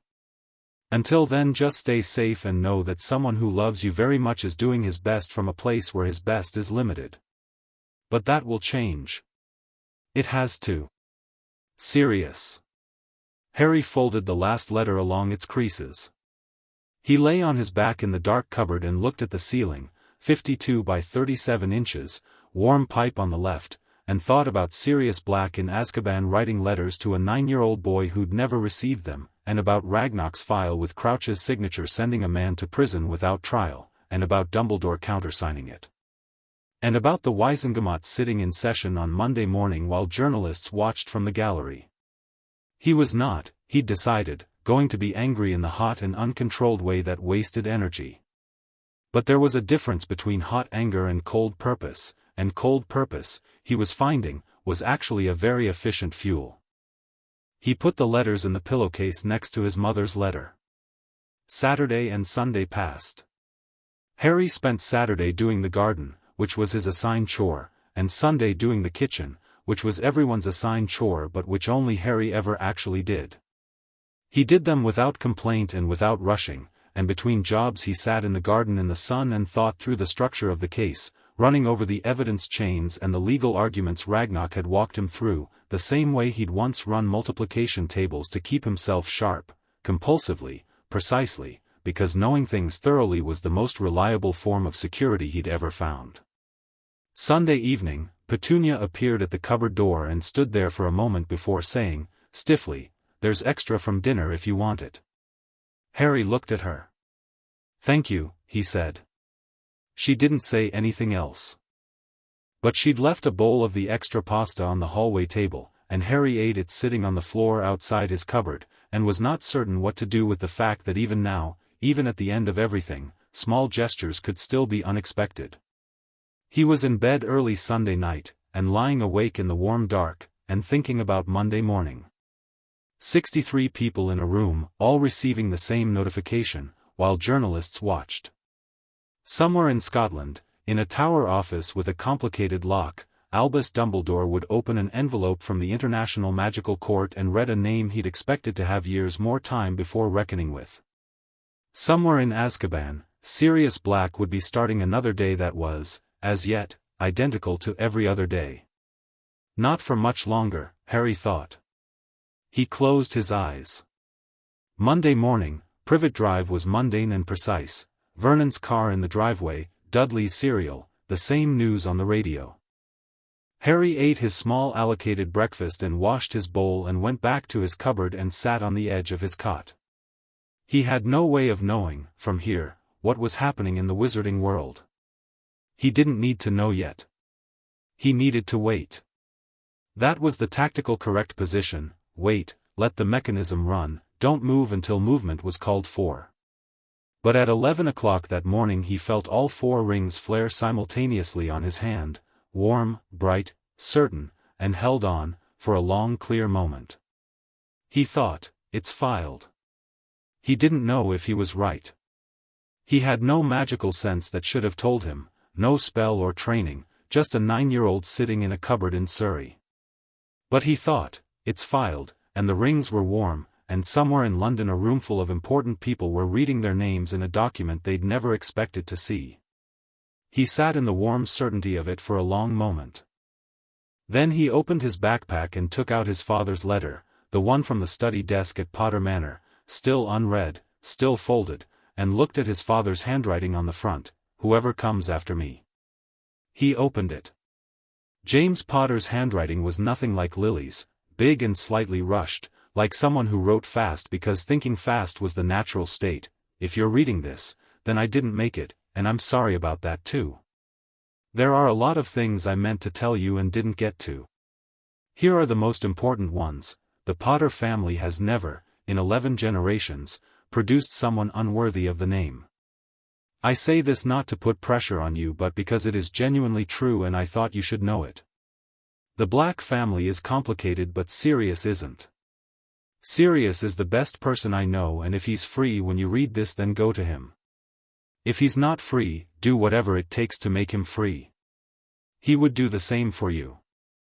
There are a lot of people who are going to want things from you because of your name and your blood and your titles and the way the world has arranged itself around the fact of your survival. Most of them will dress it up as concern. The ones who actually mean it will be easy to identify because they will be the ones who ask what you want, not what you are. Be well.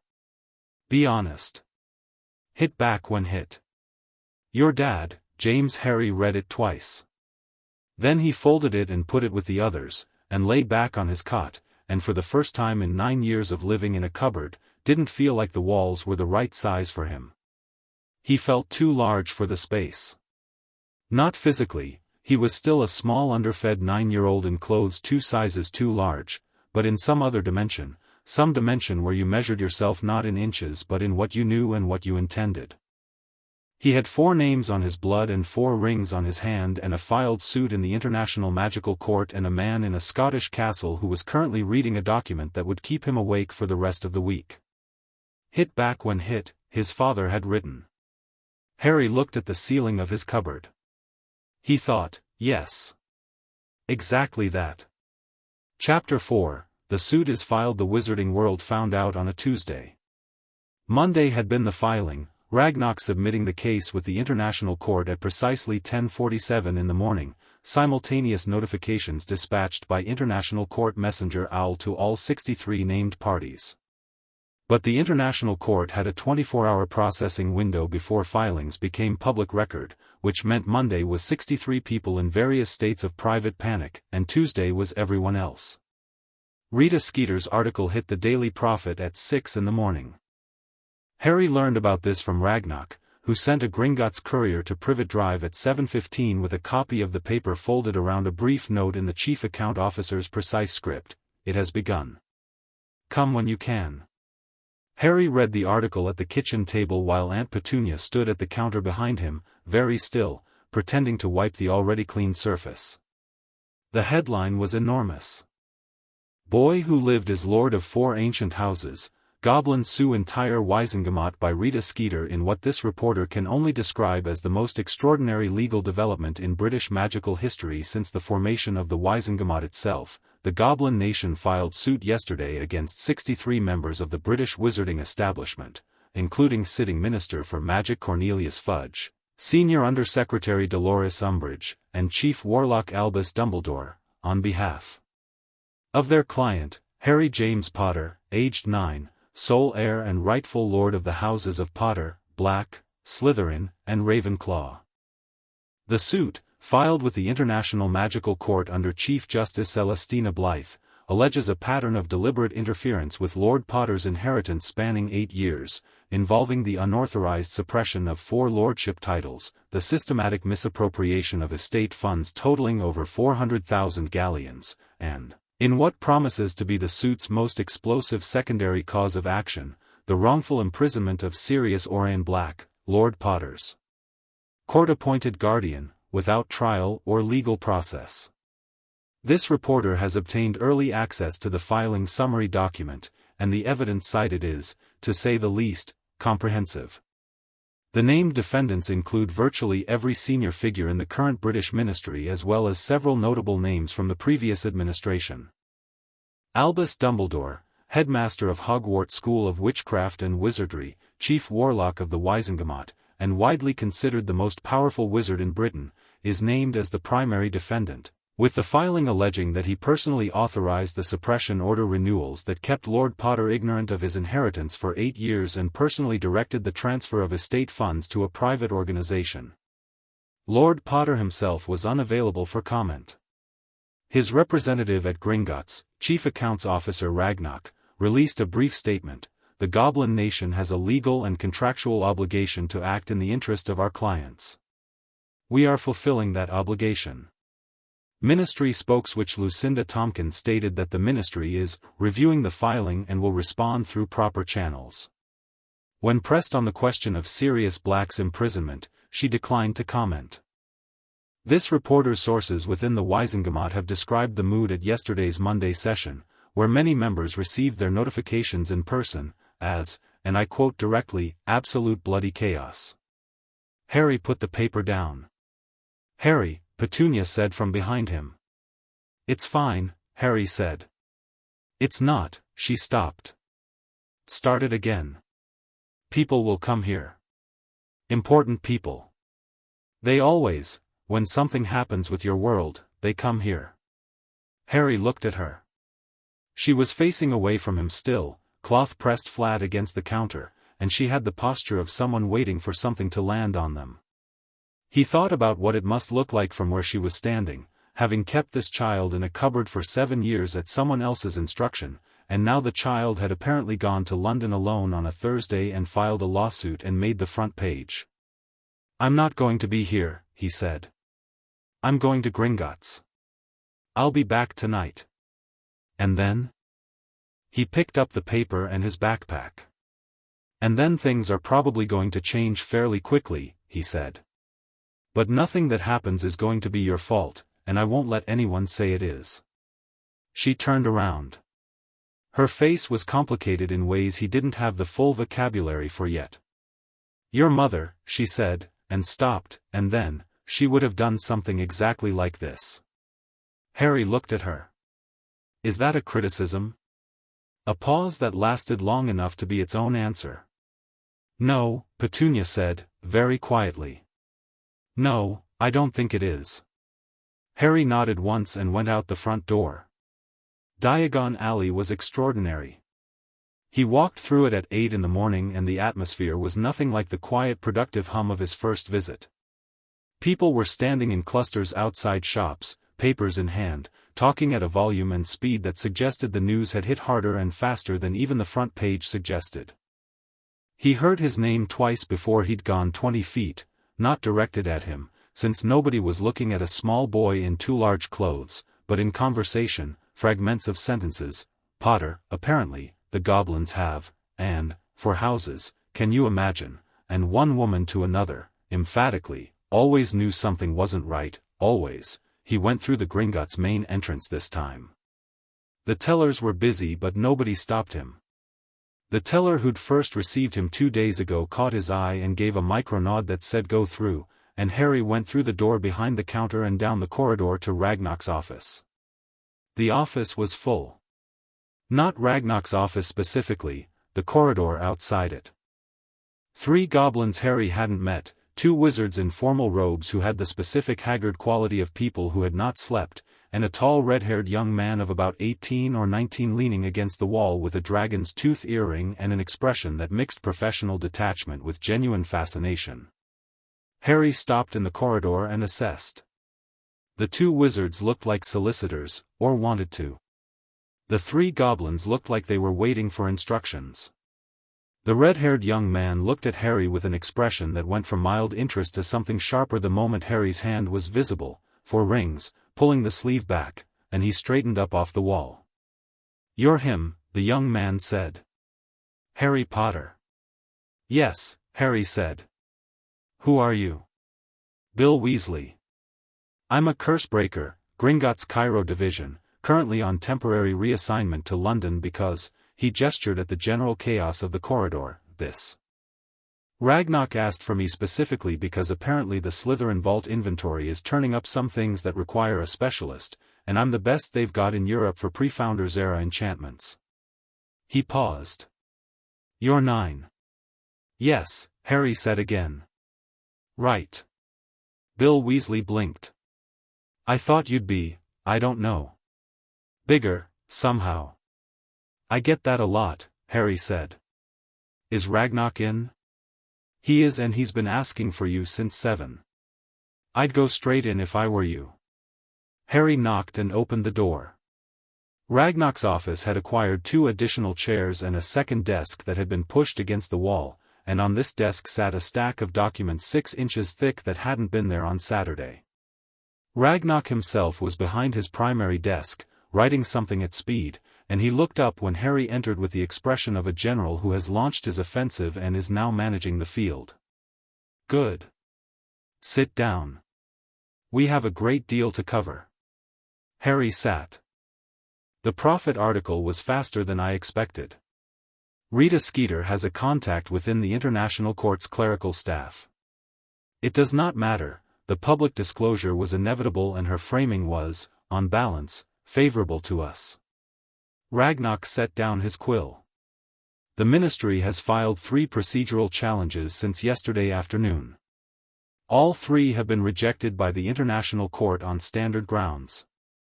The Ministry's legal team is not, it appears, significantly more sophisticated than their administrative team."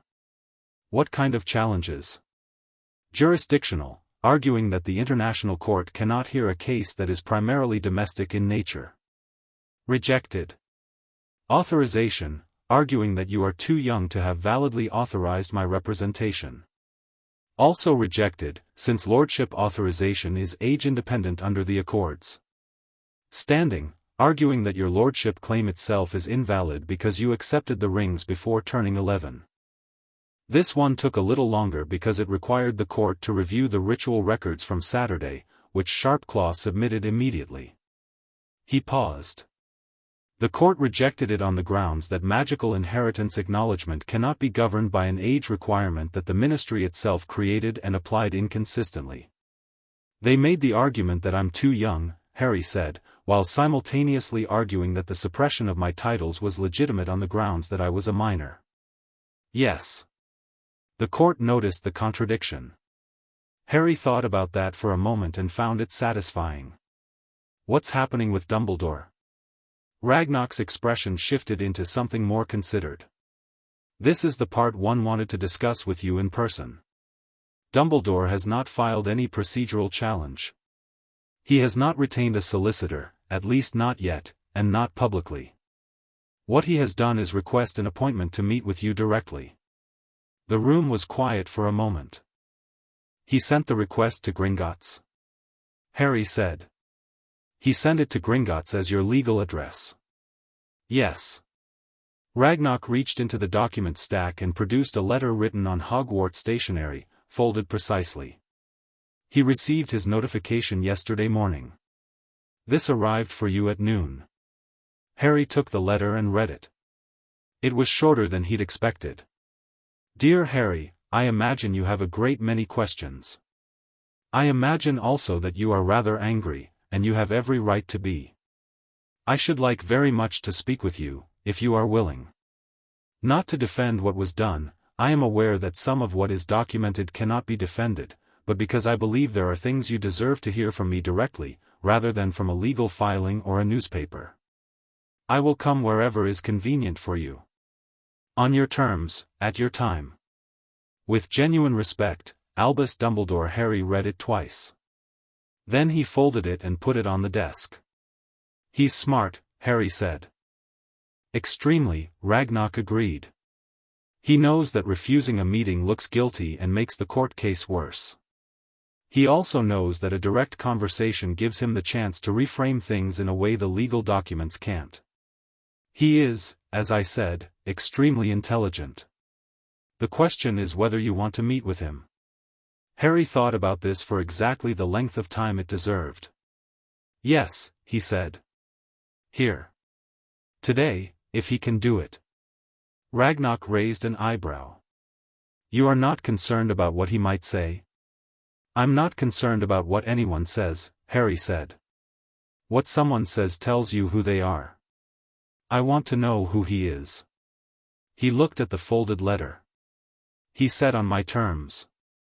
So, here, today, you present in the room, and the conversation is not confidential, I want it documented. Gringotts can provide a magical transcript record. Then yes. Today. Ragnock picked up his quill. I'll send for him. While Ragnock arranged the meeting, Harry spent the morning with Bill Weasley, who turned out to be considerably more interesting than his corridor demeanor had suggested. They sat in the Lordship Management Suite on the third floor with the preliminary Slytherin Vault inventory spread across a table between them, and Bill walked him through what the assessment team had found.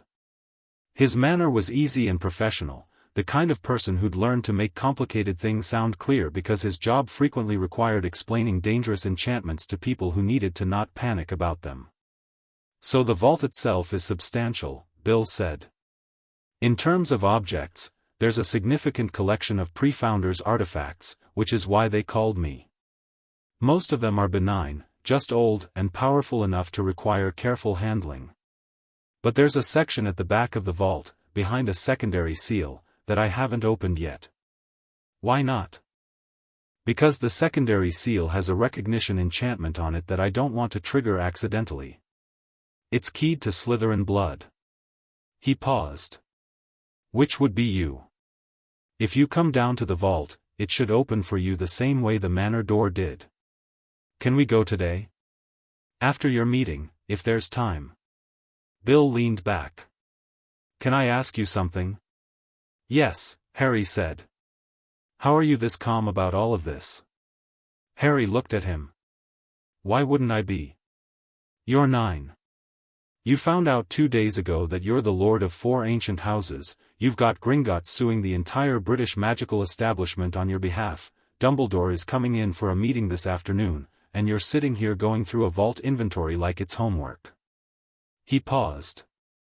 Most 9-year-olds would be. I've been living in a cupboard for 7 years, Harry said simply. This is better than the cupboard. Bill was quiet for a moment. Then he said, right. Yeah. And then, because he seemed to be the kind of person who processed things by moving forward rather than backwards, the pre-founders' artifacts. Want to know what the interesting ones are? Yes, Harry said. And meant it. Bill spent the next hour showing him the inventory with the enthusiasm of someone who genuinely loved his work. There was, apparently, a collection of early Parseltongue inscribed texts that hadn't been seen by any researcher since the early 1800s. There was a set of ward stones that dated to before Hogwarts was built. There was a mirror that Bill described as extremely opinionated and also possibly sentient, we're not entirely sure. There was a collection of correspondence between Salazar Slytherin and Rowena Ravenclaw that, Bill pointed out, made the historical characterization of them as enemies seem like a significant oversimplification. They wrote to each other constantly, Bill said, showing Harry the inventory entry. Hundreds of letters. If these are authentic, and the enchantment signature suggests they are, they're probably the most significant historical find in Wizarding Britain since the founders' original Hogwarts charter was discovered in 1834. Harry thought about Salazar Slytherin and Rowena Ravenclaw corresponding. He thought about the Slytherin bloodline through his mother's family, buried, the history book said, which seemed increasingly to mean inconvenient for someone, and the Ravenclaw bloodline through his mother's maternal line, and the specific image of two founders writing letters to each other while the history books described them as rivals. Those letters belong to me, Harry said, thoughtfully. Legally? Yes. Can they be studied? Bill looked at him. What do you mean? Can researchers access them? Under appropriate conditions? They're historical documents, they shouldn't just sit in a vault. Bill stared at him for a moment with the expression he'd had in the corridor, the one that went from mild to sharp. You're going to be interesting to know, he said, as though completing a thought he'd started earlier. I get that a lot too, Harry said. Dumbledore arrived at 2 in the afternoon. Harry knew he was in the building before Ragnarok's assistant came to tell him. The rings went warm in a specific way they hadn't before, a kind of alert warmth, recognition warmth, like the magical equivalent of the hairs on the back of your neck. He was back in Ragnarok's office when it happened and he noted it without showing it. He had decided, in the 2 hours since the meeting was arranged, exactly how he wanted to approach this. Not with hostility. Hostility was readable and it gave the other person your emotional temperature, which was information. Not with deliberate coldness either, which was the same problem in reverse. Just, level. Clear. Interested in what Dumbledore had to say in the way you were interested in a thing you were going to learn from regardless of whether you liked it. Dumbledore was shown in by a junior goblin who clearly found the whole thing deeply satisfying, and Harry got his first look at Albus Dumbledore in person. He was old. That was the first thing, genuinely old, not just elderly, old in the deep-grained way of something that has been standing for a very long time. He was tall, even with the slight stoop of age, and he had the long silver beard and the half-moon glasses and the complicated robes that Harry had half expected from the wizarding world, but the eyes were different from what he'd anticipated. He'd expected sharp. The eyes were sharp, keen and blue and absolutely, actively intelligent, but they were also, behind the sharpness, genuinely sad. He looked at Harry, and the sadness was immediate and specific, the look of a man who was seeing the consequences of his own decisions sitting in a chair across from him and finding them difficult. Harry, he said. Lord Potter, in this context, Ragnarok said from his position to Harry's left, in exactly the tone of someone who had been waiting to say that. Dumbledore took the correction without flinching. Lord Potter, he said. Thank you for agreeing to meet with me. Sit down, Harry said. Dumbledore sat. He was in the client's chair, Harry's chair from the first meeting, and Harry was on the other side of the desk, and Ragnarok was beside him, and the goblin with the transcript quill was in the corner. Dumbledore looked around the room, taking it in, and then looked back at Harry with an expression that was working very hard to be open. You've read the filing, Harry said. I have. Is any of it inaccurate? A pause. Dumbledore placed his hands on his knees. No, he said. The factual record is accurate. Then I don't need you to defend it, Harry said. You said in your letter you weren't going to try. So what did you come here to say? Dumbledore looked at him for a long moment, and the sharpness in his eyes was doing something complicated. Assessment, Harry thought, the look of a very intelligent person recalibrating a situation that has turned out to be different from what they expected. He had expected, Harry guessed, a child. Possibly a frightened one, or an angry one, or one that could be redirected with warmth and gravitas and the particular force of personality that clearly worked on most people. He was recalibrating now. I made a choice in 1981, Dumbledore said. Several choices, in rapid succession, in the immediate aftermath of a war. I genuinely believed, that the safest course for you was to be placed with your blood relatives in a Muggle environment, kept ignorant of the magical world until the time was right, and allowed to grow up without the weight of fame that would have been placed on you in the wizarding world. The time was right being when? Harry said. When you were 11 and began at Hogwarts. And you would have told me then? Yes. About 4 lordship titles. About the estate. About Sirius Black. A pause. About the lordship titles and the estate, yes. About Sirius, Dumbledore stopped. I believed Sirius was guilty. I believed it completely. I understand that the documentation suggests the legal process was not followed correctly, but I believed, you countersigned in order to put a man in Azkaban without a trial, Harry said. Whether you believed he was guilty doesn't change what that means. The room was very quiet. Dumbledore sat with that for a moment. No, he said finally. It doesn't. And the money, Harry said. The funds transferred from my account to the Order of the Phoenix. You believed that was justified. I believed it was necessary. The Order continued its work after the war, monitoring former Death Eaters, maintaining intelligence networks. It required funding, and your estate was mine, Harry said. It was mine. I was 15 months old. Dumbledore looked at his hands. He was not a man who was accustomed to having nothing to say, Harry thought, and this particular silence was costing him something real. Yes, Dumbledore said. It was yours. I need to ask you something, Harry said, and I need you to answer it honestly. Not because I trust you yet, but because the transcript of this meeting will be part of the court record, and lying in a documented meeting is a separate legal problem you probably don't want. Dumbledore looked up. Something in his eyes shifted, a kind of respect, or the precursor to it, the look of surprise that sometimes precedes respect in people who didn't see it coming. Of course, he said. Did you think about what I wanted? Harry asked. Ever, at any point in 8 years, did you ask yourself what Harry Potter wanted his life to look like? The silence lasted a long time. No, Dumbledore said. I decided what was safest. What was necessary. I did not ask what you wanted. I didn't believe, he stopped. I didn't think it was a consideration I had time to make room for. Why? Because I was afraid, Dumbledore said, and the word came out with the particular weight of something rarely spoken aloud. Not of you.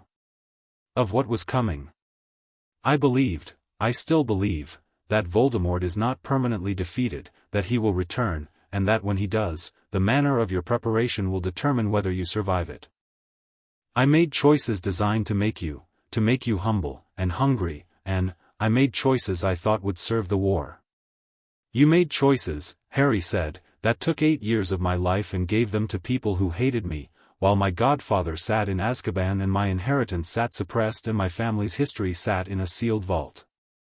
He said it without heat. Factual and precise, the way Ragnarok stated things. And you made those choices for a war that hasn't happened yet. Yes, Dumbledore said. Very quietly. I did. I'm not going to tell you that I forgive you, Harry said. I don't know yet whether I do. But I'll tell you what I think about the war you're afraid of, so that you know where I stand on it. He leaned forward slightly. If Voldemort comes back, I'll fight him. I'll fight him better and harder and more effectively as myself, as someone who knows his name and his history and his strength, than I would have as someone you'd kept in the dark until I was 11. The person you were trying to make, humble and hungry and unaware, that person would have been easier to manage and worse at every actual thing that matters. Dumbledore sat very still. I know you think you're the best judge of what's necessary, Harry said. I know you've made that assumption about a lot of people for a very long time. I'm telling you now, once, clearly, so it's in the transcript, you're not the best judge of what's necessary for me. I am. The room waited. Dumbledore looked at Harry James Potter, 9 years old, too large jumper, for lordship rings, entirely serious, and something moved through his expression that was not small and not simple. It was the look of a man who had spent 70 years being the most perceptive person in every room he entered, encountering something that required him to genuinely revise his understanding. "You are very much your mother's son," he said. Not as a deflection. As an acknowledgement. "I know," Harry said. "I've read her letter." "May I ask?" Dumbledore stopped himself. "You may not ask about the letter," Harry said. "It was private." "Of course." Dumbledore straightened slightly. "What do you want from this meeting, Harry, Lord Potter? What would you like from me? Right now?" "Nothing," Harry said. "The case proceeds. That's not negotiable, and I'm not meeting with you to negotiate it. If there's something you want to offer as part of the court process, cooperation, testimony, restitution, you do that through the legal channel, through Ragnarok. And outside the legal process?" Harry considered this. "I want to know about Voldemort. What you know, what you believe is coming, the full picture.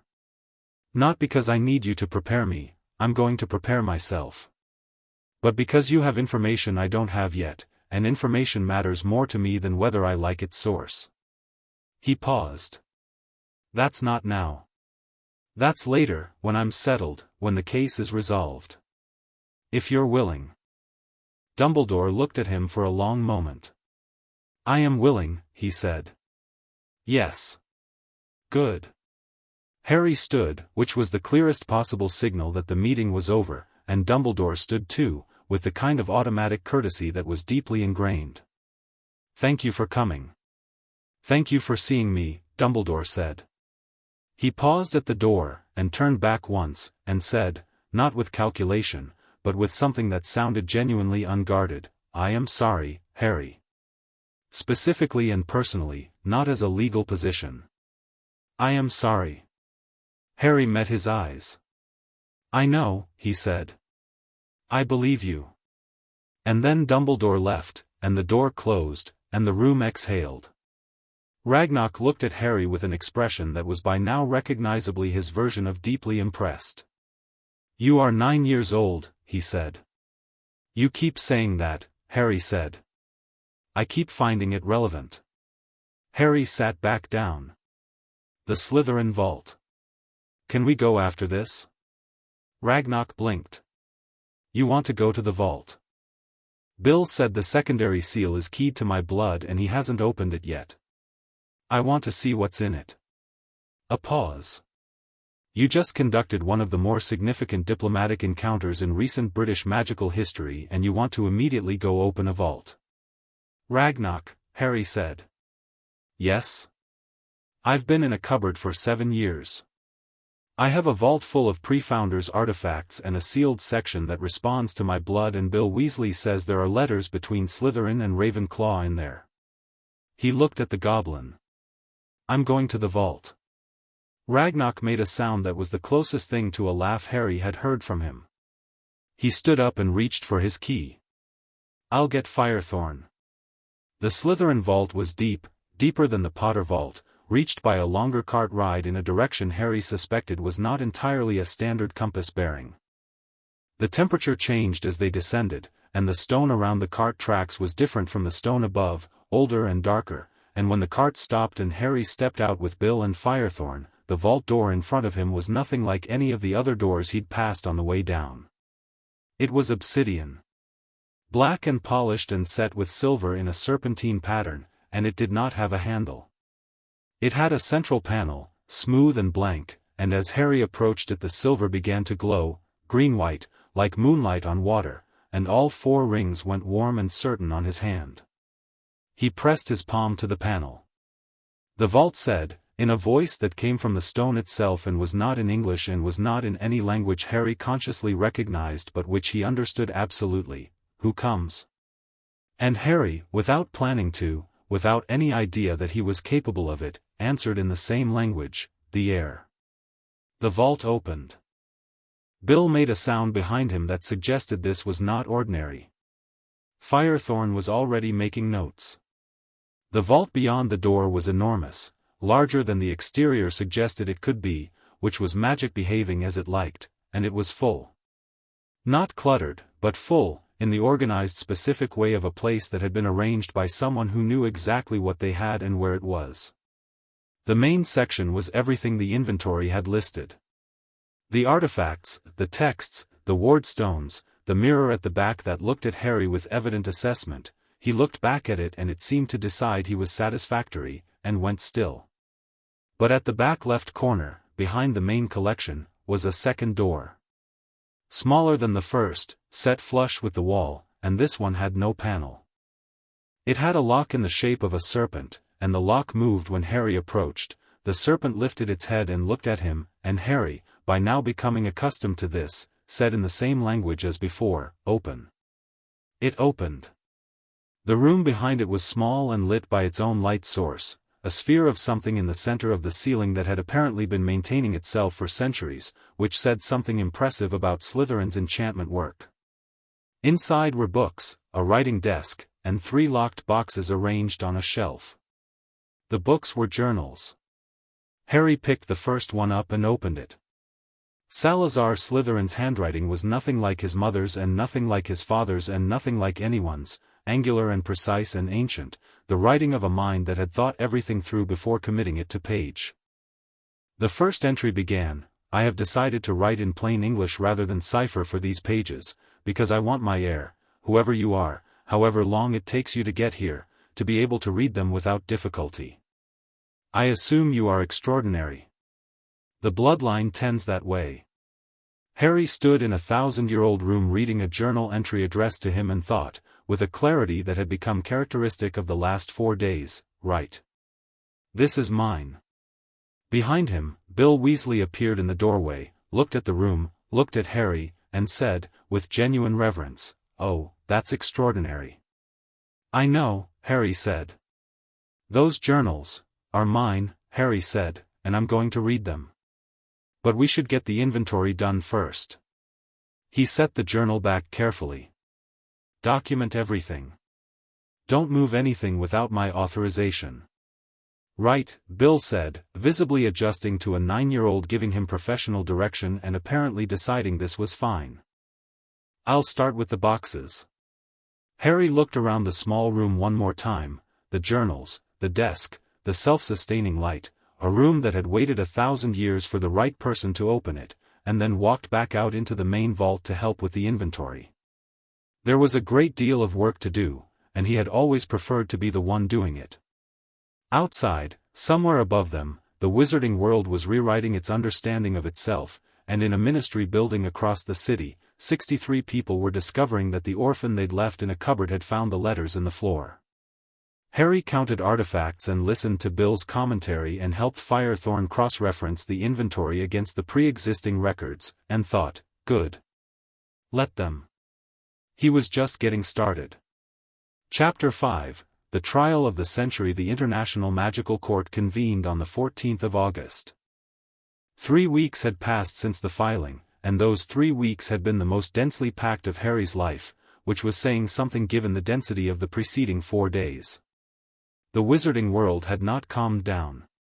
If anything, the interval between filing and hearing had given it time to work itself into a sustained, escalating state of noise, the Prophet running daily coverage, the Wizengamot issuing statements that contradicted each other within the same paragraph, the ministry cycling through 3 different official positions on the matter of Sirius Black's imprisonment in 11 days. Rita Skeeter had published 7 follow-up articles. 2 of them were genuinely useful. She'd found records of the Slytherin vault sealing order that corroborated Ragnarok's documentation, and she'd tracked down a retired Azkaban administrator who confirmed on record that Sirius Black had been processed without paperwork, and 5 of them were Rita Skeeter at her most Rita Skeeter, which was breathless and occasionally fabricated but always readable. Harry had read all 7 and found them instructive as a map of what the wizarding public was thinking, which was more useful than what the Wizengamot was thinking because the public didn't have a legal team. The hearing was in Geneva. The International Magical Court sat in a building that occupied, by magical expansion, the space of a city block while appearing from the outside to be a modest three-story office building of the kind that attracted no attention from Muggle passers-by. Inside, it was marble and oak and the quiet weight of 7 centuries of precedent, and it smelled like clean paper and something cold that Harry associated, by now, with magic behaving seriously. They arrived the night before. Harry, Ragnarok, and the barrister Ragnarok had retained, a witch named Eugenia Marchbanks who was 73 years old and had been practicing international magical law since before most of the Wizengamot members were born. She had agreed to come out of retirement for this case with a speed that suggested she had been waiting for exactly this case, and she had spent 3 weeks with the filing documents and emerged from that process with the expression of someone holding a very good hand of cards. "I've seen 40 years of international filings," she'd told Harry at their first meeting, in a voice like gravel wrapped in velvet, "and I have never seen documentation this complete. Your goblin is terrifying. I mean that as the highest possible compliment." She was terrifying herself, in the specific way of people who were both extremely intelligent and entirely without patience for nonsense. She had white hair cut short and wore plain dark robes and had a habit of looking at people over her reading glasses in a way that made them suddenly aware of their own inadequacies. Harry liked her immediately. Augusta Longbottom had also come to Geneva.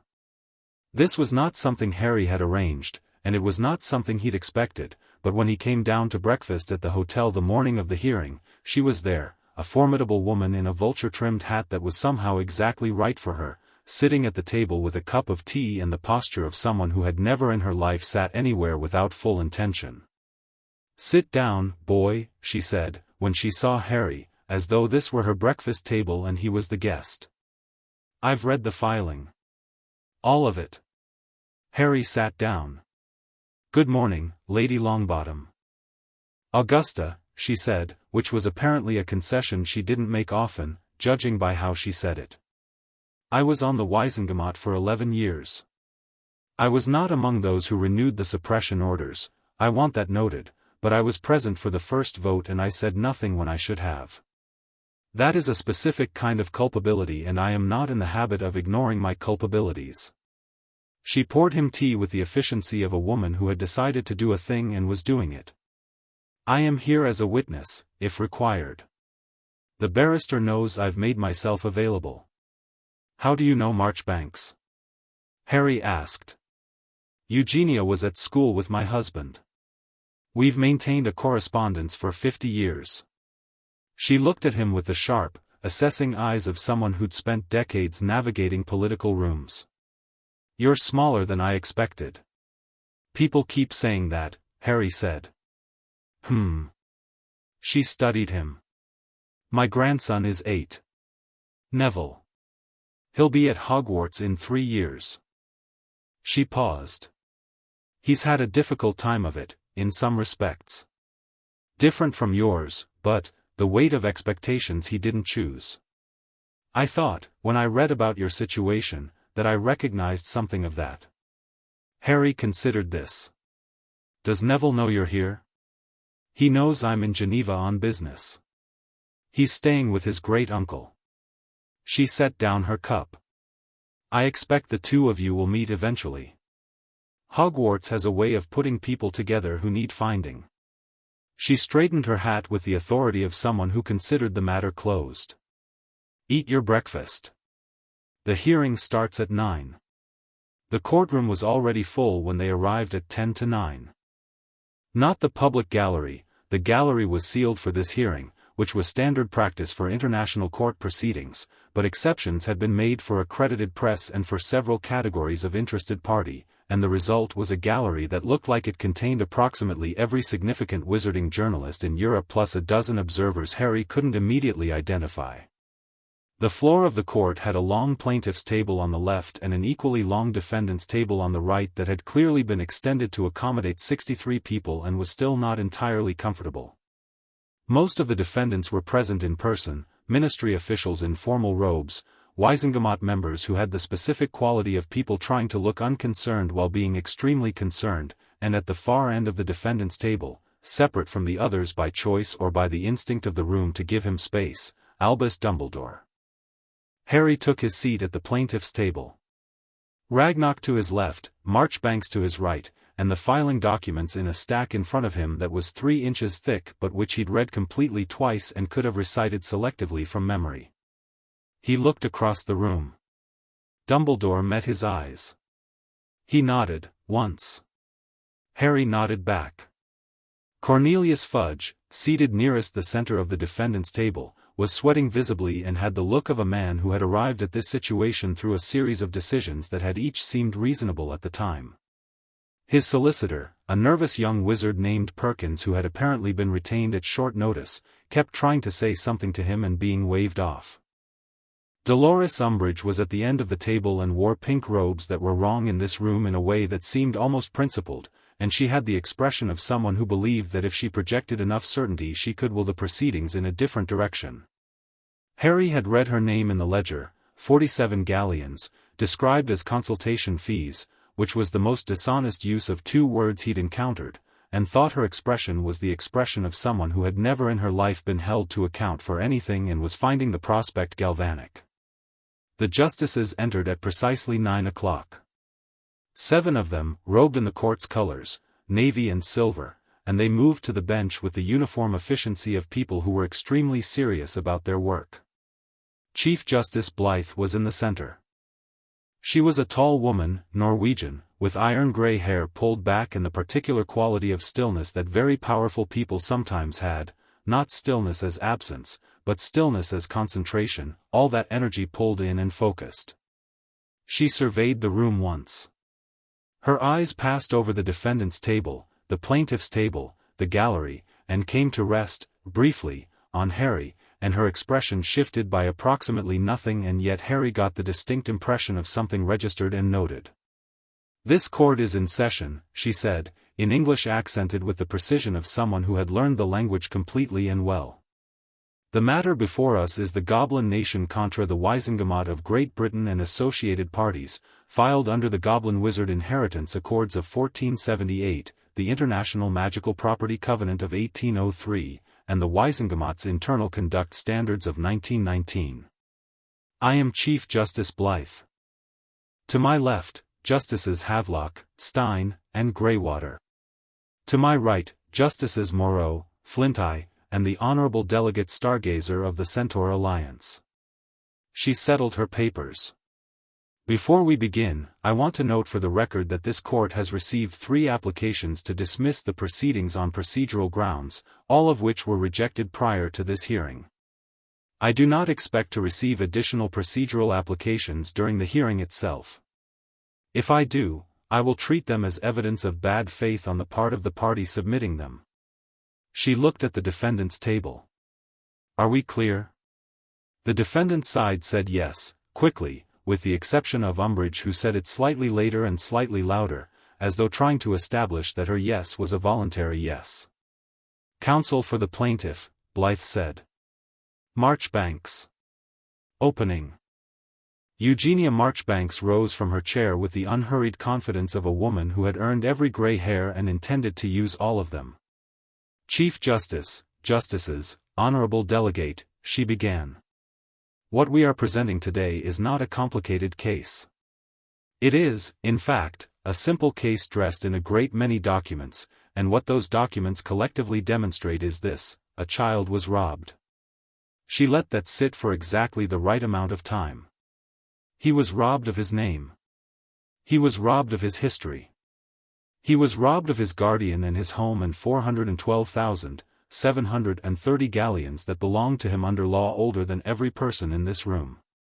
He was robbed of these things by people who knew exactly what they were taking, and who justified their taking with words like necessary and exceptional circumstances and for the greater good, and who collectively assumed that no one would ever check the ledgers. She paused again. The Goblin Nation checked the ledgers. They have been checking the ledgers since 1982. Every entry is documented. Every signature is verified. Every transfer has a name attached to it. We will present this documentation in full, and when we are done, the court will find that what occurred was not an oversight, not a collective lapse in judgment, but a coordinated, sustained, systematic theft from an infant.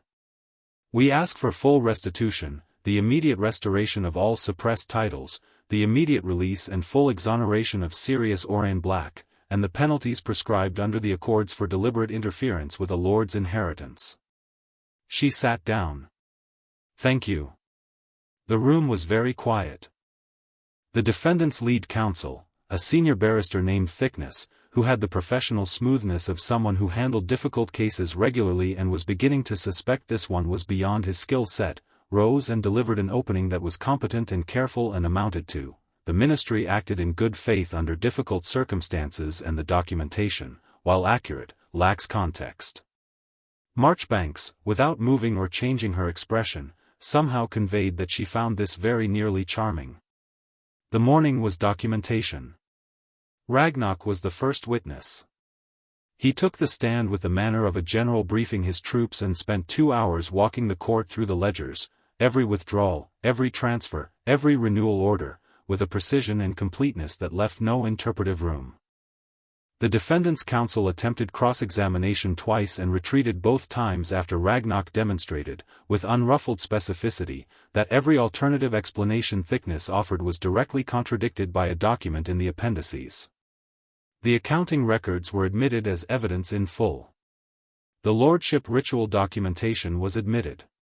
The inheritance suppression order series, 7 years of annual renewals, same signature, never reviewed, was admitted and displayed in enlarged form so the gallery could see it clearly, because Marchbanks had requested this and the court had agreed. At noon they broke for an hour. Harry ate in a small room adjacent to the courtroom with Ragnock and Marchbanks and Augusta Longbottom, who had come with sandwiches, apparently having anticipated this. "The morning was ours," Marchbanks said, not complacently but accurately. "Thickness is going to push hard on Dumbledore in the afternoon. He'll want to position Dumbledore as acting independently of the Wizengamot body, to reduce the collective liability." "Can that work?" Harry asked. "It might reduce the corporate Wizengamot's exposure slightly. It won't help Dumbledore, who has his own separate exposure, and it won't help Fudge, whose withdrawals are too large and too recent to be historical." She ate a sandwich efficiently. "The question is Sirius Black. That's where they'll make their real effort. They'll argue that Crouch acted alone and that the counter-signature was procedural rather than substantive." "Dumbledore's counter-signature was on the wrongful imprisonment order," Harry said. "He confirmed it in the meeting at Gringotts. The transcript is in evidence." "Yes," Marchbanks said. "Which is why that meeting was the right call." She looked at him with the over-glasses look. "You were very good in that meeting, incidentally. I read the transcript 3 times. I just asked him what I needed to know," Harry said. "Yes," she said. "That's what I mean." Augusta Longbottom made a sound that might have been approval. The afternoon session began with Fudge on the stand. He was not a good witness under pressure. He answered questions with the instinct of a politician, deflecting, recontextualizing, finding the least specific possible version of every answer, and Marchbanks had the particular skill of letting someone talk themselves into worse positions by simply waiting after each answer to see if they'd add anything. Fudge added things. Repeatedly. Each addition was worse than the last.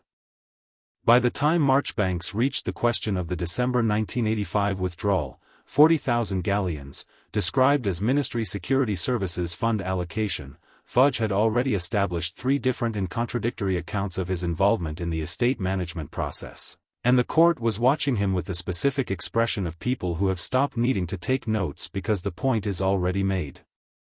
"Minister Fudge," Marchbanks said. "To be clear, you are telling this court that you were not aware that the funds you authorized to be transferred from the Potter estate in December 1985 were being taken from an account belonging to a minor?" I was under the impression that the administrative, a simple yes or no will do." No. I was not aware." "You signed the transfer order personally." "My office processes many, the transfer order has your signature." "This is your signature?" She produced the document. Fudge looked at it. He looked at his solicitor. His solicitor had the expression of someone who had known this moment was coming and had been unable to prevent it. "Yes," Fudge said. "That is my signature." "Thank you," Marchbanks said, and sat down. Umbridge was worse. She took the stand with the confidence of someone who had decided that the correct approach to this situation was aggressive certainty, and she applied that approach consistently and to effect that was the opposite of what she intended. She disputed the authenticity of the records, which required her to be shown, by Ragnarok at the evidence table, the original documents with her signature. She then argued that she had signed them under duress, which required Marchbanks to ask what duress specifically, which Umbridge could not specify, which led to a sequence of exchanges in which Umbridge grew progressively louder and less coherent while the court grew progressively stiller. Justice Flint-Eye, a goblin of approximately Ragnarok's age who had said nothing all morning, turned to Chief Justice Blythe at one point and said something in a goblin language that made Blythe's expression shift in a way that, on a less composed face, would have been a smile. When Umbridge was done and stepped down, the room had the quality of a space from which something abrasive has been removed. Then Dumbledore took the stand. The gallery, which had been a controlled murmur all afternoon, went properly quiet. He sat with the same quality he'd had in Ragnarok's office, old and straight and genuinely present, not performing composure but possessing it. He looked at Marchbanks and then, briefly, at Harry, and then at the Chief Justice. Marchbanks began at the beginning. The 1981 placement decision.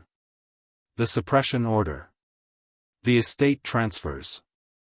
The counter-signature on Sirius Black's imprisonment order. She took him through each point with the methodical patience of someone who doesn't need to hurry because the documentation says everything she needs it to say. And Dumbledore, unlike Fudge and unlike Umbridge, answered every question directly. He did not deflect. He did not misremember. He said yes when the answer was yes, and I don't recall the specific date when he genuinely didn't, and offered context only when asked and not to obscure the point. It was, Harry thought, the most intelligent possible approach to a situation where the documentation was comprehensive. Fighting it would have made things worse, and Dumbledore knew it, and had apparently decided that the only remaining thing he could offer that had any value was honesty. Thickness, on cross-examination, tried to establish that Dumbledore had acted independently and in good faith, without the coordination of the Wizengamot body. "Were you acting in concert with other members of the Wizengamot when you renewed the suppression order annually?" Thickness asked. Dumbledore considered. The renewals were administratively routine and did not require coordination. The other Wizengamot members who signed various orders did so in their individual capacities. I cannot speak to whether they were aware of each other's actions. So you were acting alone. I was acting on my own judgment, Dumbledore said carefully. That is not the same as acting alone. Thickness missed the distinction. Marchbanks didn't. She was on her feet for redirect in 30 seconds. Professor Dumbledore. You said you acted on your own judgment. In your judgment, was what you did correct? A pause that lasted long enough for the room to notice it. No, Dumbledore said. It was not. Was it legal? Another pause. I believed it to be, at the time. Do you believe that now? The longest pause of all. No, Dumbledore said. I do not. Marchbanks nodded once and sat down. Blythe made a note. Harry was called to the stand at 3:30. He walked to it without rushing and sat down and looked at the courtroom from this angle, the bench with its 7 justices, the defendant's table with 63 people who were watching him with a variety of expressions ranging from carefully neutral to actively anxious, the gallery above. Marchbanks took him through the basics. His age. The discovery of the letter. The visit to Gringotts. The inheritance ritual. She kept it short and factual, because the facts were sufficient and a 9-year-old on the stand was most effective when allowed to be exactly what he was rather than stretched into something more dramatic. Then Thickness stood for cross-examination, and Harry watched him approach the stand and thought, careful, now. Lord Potter, Thickness began, with the particular careful respect of someone who has decided that antagonizing a 9-year-old in public is a bad look. I have just a few questions. You came to Gringotts on your own, without being sent or instructed by anyone other than your mother's letter. Is that correct? Yes, Harry said. And the letter, it was written by your mother on the night of her death, you said? Yes. Have you had the letter authenticated? Verified that it was genuinely written by Lily Potter on that date? Harry looked at him. Gringotts has verified the magical signature. It's in the appendices. Document 41. Thickness paused. Yes, I see that. My question is whether you personally are certain of its authenticity. I'm certain, Harry said. But more importantly, Gringotts is certain, and their verification is in the record, so my personal certainty doesn't add much. A pause. Thickness adjusted his approach. Lord Potter, it's been suggested that the Goblin Nation had a pre-existing motivation to bring this case. That they've wanted to bring action against the Wizengamot for reasons unrelated to your specific situation. Would you say that's possible? It's definitely possible, Harry said. Thickness looked like he hadn't expected agreement. And if it's possible that the Goblin Nation had their own agenda, Ragnarok told me in our first meeting that he'd been building the documentation since 1982, Harry said. He didn't hide that. He told me directly. I decided to work with him because his interests and mine were aligned. Whether he had his own reasons doesn't change what the documentation shows. He paused. Do the galleons have less money in them because of who's counting them? Silence. I'm asking, Harry said, because the logic of your question is that the accuracy of the evidence depends on the motivation of the person who compiled it. But the evidence is either accurate or it isn't, and the defendants have had 3 weeks to find an inaccuracy in it and haven't managed to. He looked at Thickness. Have they? Thickness was quiet for a moment. No, he said. We have not. Then the motivation of the person who compiled it isn't the question, Harry said. Thickness sat down. He had the look of a man who had been trying to walk through a room in the dark and discovered that every surface was a wall. Chief Justice Blythe was watching Harry with an expression that was carefully judicial and contained, beneath the carefulness, something that in a less formal setting would have been frank interest. I have a question, she said, and the room went still in the particular way it went still when a Chief Justice spoke during testimony. Lord Potter. You are 9 years old. This case concerns events that began before you could form memories. The financial consequences of these proceedings will not fully resolve within your childhood, and the legal ramifications will take years to work through. Given all of that, what outcome, specifically, is most important to you? The room waited. Harry thought about the question properly rather than answering immediately, because it deserved a proper answer. Sirius Black, he said. He's been in Azkaban for 8 years without a trial. Everything else, the money, the titles, the Wizengamot, those things matter and I want them sorted. But they're things. Sirius is a person. He's alive and he's been there for 8 years for something he may not have done, and every day the court takes to deliberate is another day he's in there. So that one first, please. Chief Justice Blythe looked at him for a long moment. Thank you, she said. You may step down. Harry returned to the plaintiff's table. Marchbanks didn't say anything. She simply put one hand briefly on the stack of documents in front of her, a small contained gesture that Harry understood was her version of acknowledgement. Ragnarok, to his left, was looking at his notes with an expression so controlled it was almost a performance. Harry suspected that under the performance was something considerably less controlled. The justices retired at 4:15 to deliberate. They returned at 6:30. Harry had spent the intervening time in the adjacent room with Marchbanks and Ragnarok and Augusta Longbottom, who had produced additional food from somewhere and who spent the deliberation period discussing Wizengamot procedural history with Marchbanks in a way that was either calming or extremely stressful depending on your relationship to institutional detail. Harry ate and listened and thought.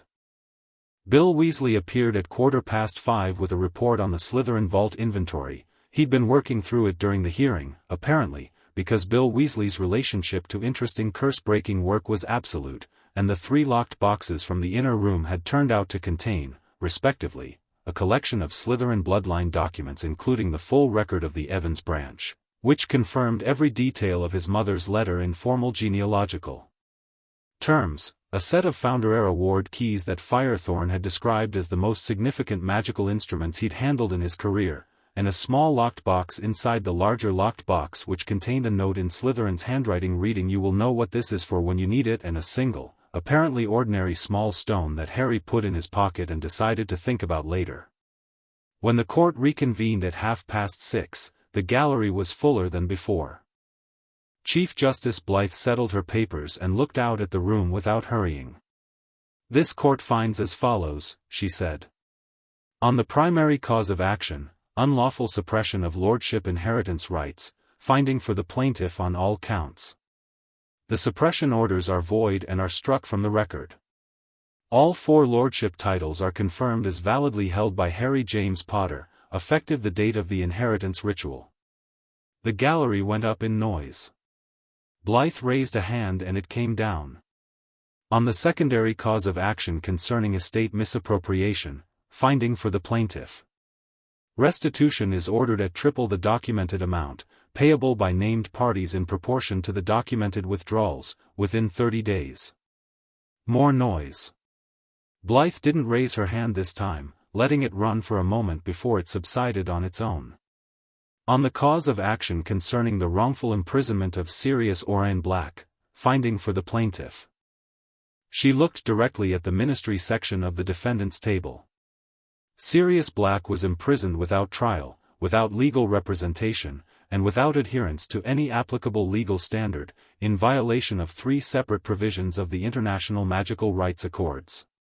He is to be released immediately, tonight, if the ministry can manage it, and no later than tomorrow morning, with a formal apology from the ministry and full record expungement.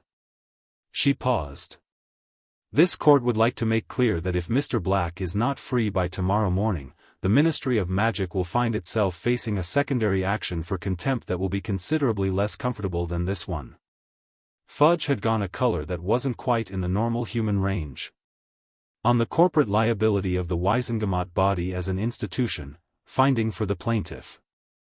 The court orders structural reform of the Wizengamot's administrative procedures, specifically the oversight of suppression orders and estate management decisions, to be completed within 6 months under international court supervision. The 4 Wizengamot seats held by the houses of Potter, Black, Slytherin, and Ravenclaw are to be returned to active status immediately.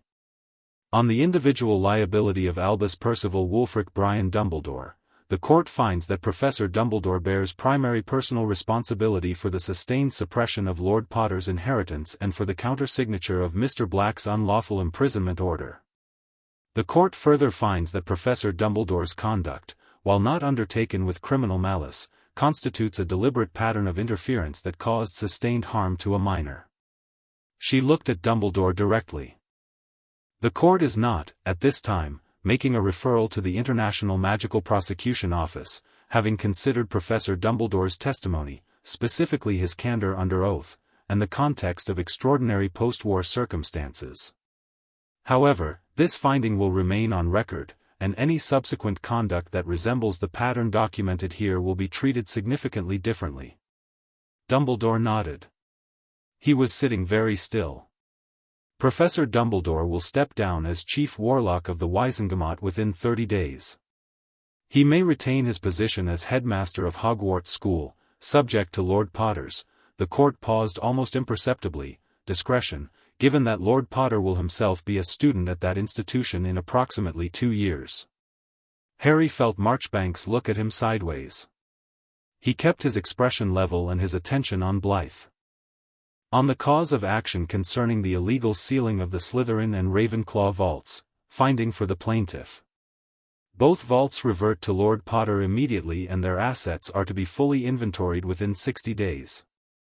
Finally," Blythe said, and her voice carried something that wasn't quite warmth but was adjacent to it, This court notes, for the record, that Lord Potter, when asked what outcome was most important to him, named the freedom of another person before any personal benefit. This court considers that relevant and commendable. It is not a legal finding. It is simply true. She looked at the room. These proceedings are concluded. The clerk will distribute full written orders to all parties within the hour. She struck the bench once with a small silver instrument. The sound rang in the marble room for a long time. The gallery erupted. Harry sat in the noise for a moment and let it happen around him. Marchbanks was gathering documents with efficient satisfaction. Ragnarok had turned away and was speaking to Firethorn in rapid goblin script.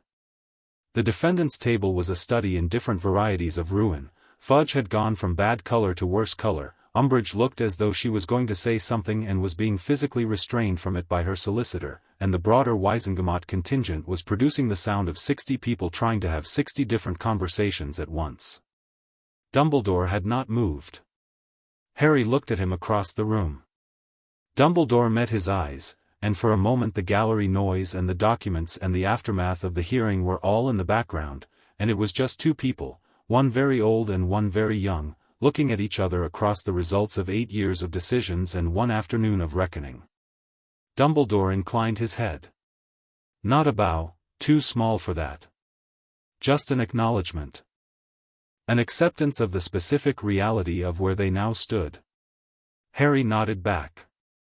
Then Augusta Longbottom appeared at his elbow and said, "Well done," in a tone that suggested this was not something she said often and meant it every time she did. "Your barrister is excellent, your goblin is terrifying, and your statement to the Chief Justice was exactly right." "She asked a good question," Harry said. "She always does." Celestina Blythe was the best student in her year at the Norwegian Magical Academy. She's been asking good questions for 50 years. Augusta looked at the room. Fudge will resign by the end of the week. He has no choice. Umbridge will land somewhere, she's the kind who always does, but she won't be in a position to do much damage for a while. She straightened her hat. And Dumbledore? He'll stay at Hogwarts, Harry said. Yes. And he'll be different. She looked at him. That's not nothing. No, Harry agreed. It's not nothing. Ragnarok reappeared. His expression was doing the controlled satisfaction that had become, over the preceding weeks, something Harry was very comfortable with. Sirius Black will be processed for release tonight, he said. I have already sent a message to Azkaban via the court's authority. He should be free by midnight. Harry looked at his hand. The black ring was warm, warmer than it had been all day, warmer than any of the other three. The warmth of something that was about to be activated. A title that had been held in trust for 8 years for a man who was about to no longer need the trust. Is he going to be okay? Harry asked. After 8 years. Ragnarok was quiet for a moment. I do not know, he said honestly. Azkaban changes people. But I have read his letters to you, with your permission, they were in the evidence file, and Sirius Black is someone who chose, for 8 years in that place, to keep writing to a child he'd never met, year after year, into nothing. Whatever Azkaban does to a person, it did not take that from him. Harry looked at the black ring for a moment longer.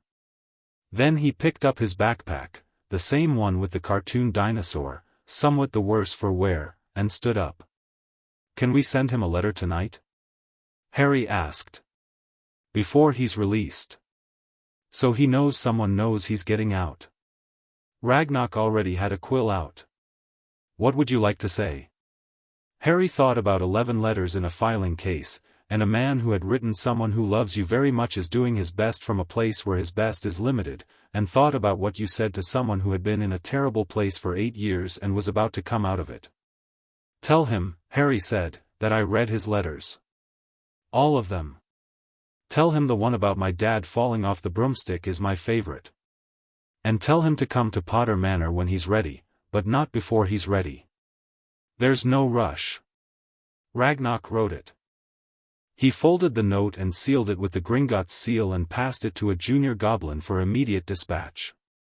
Harry watched it go.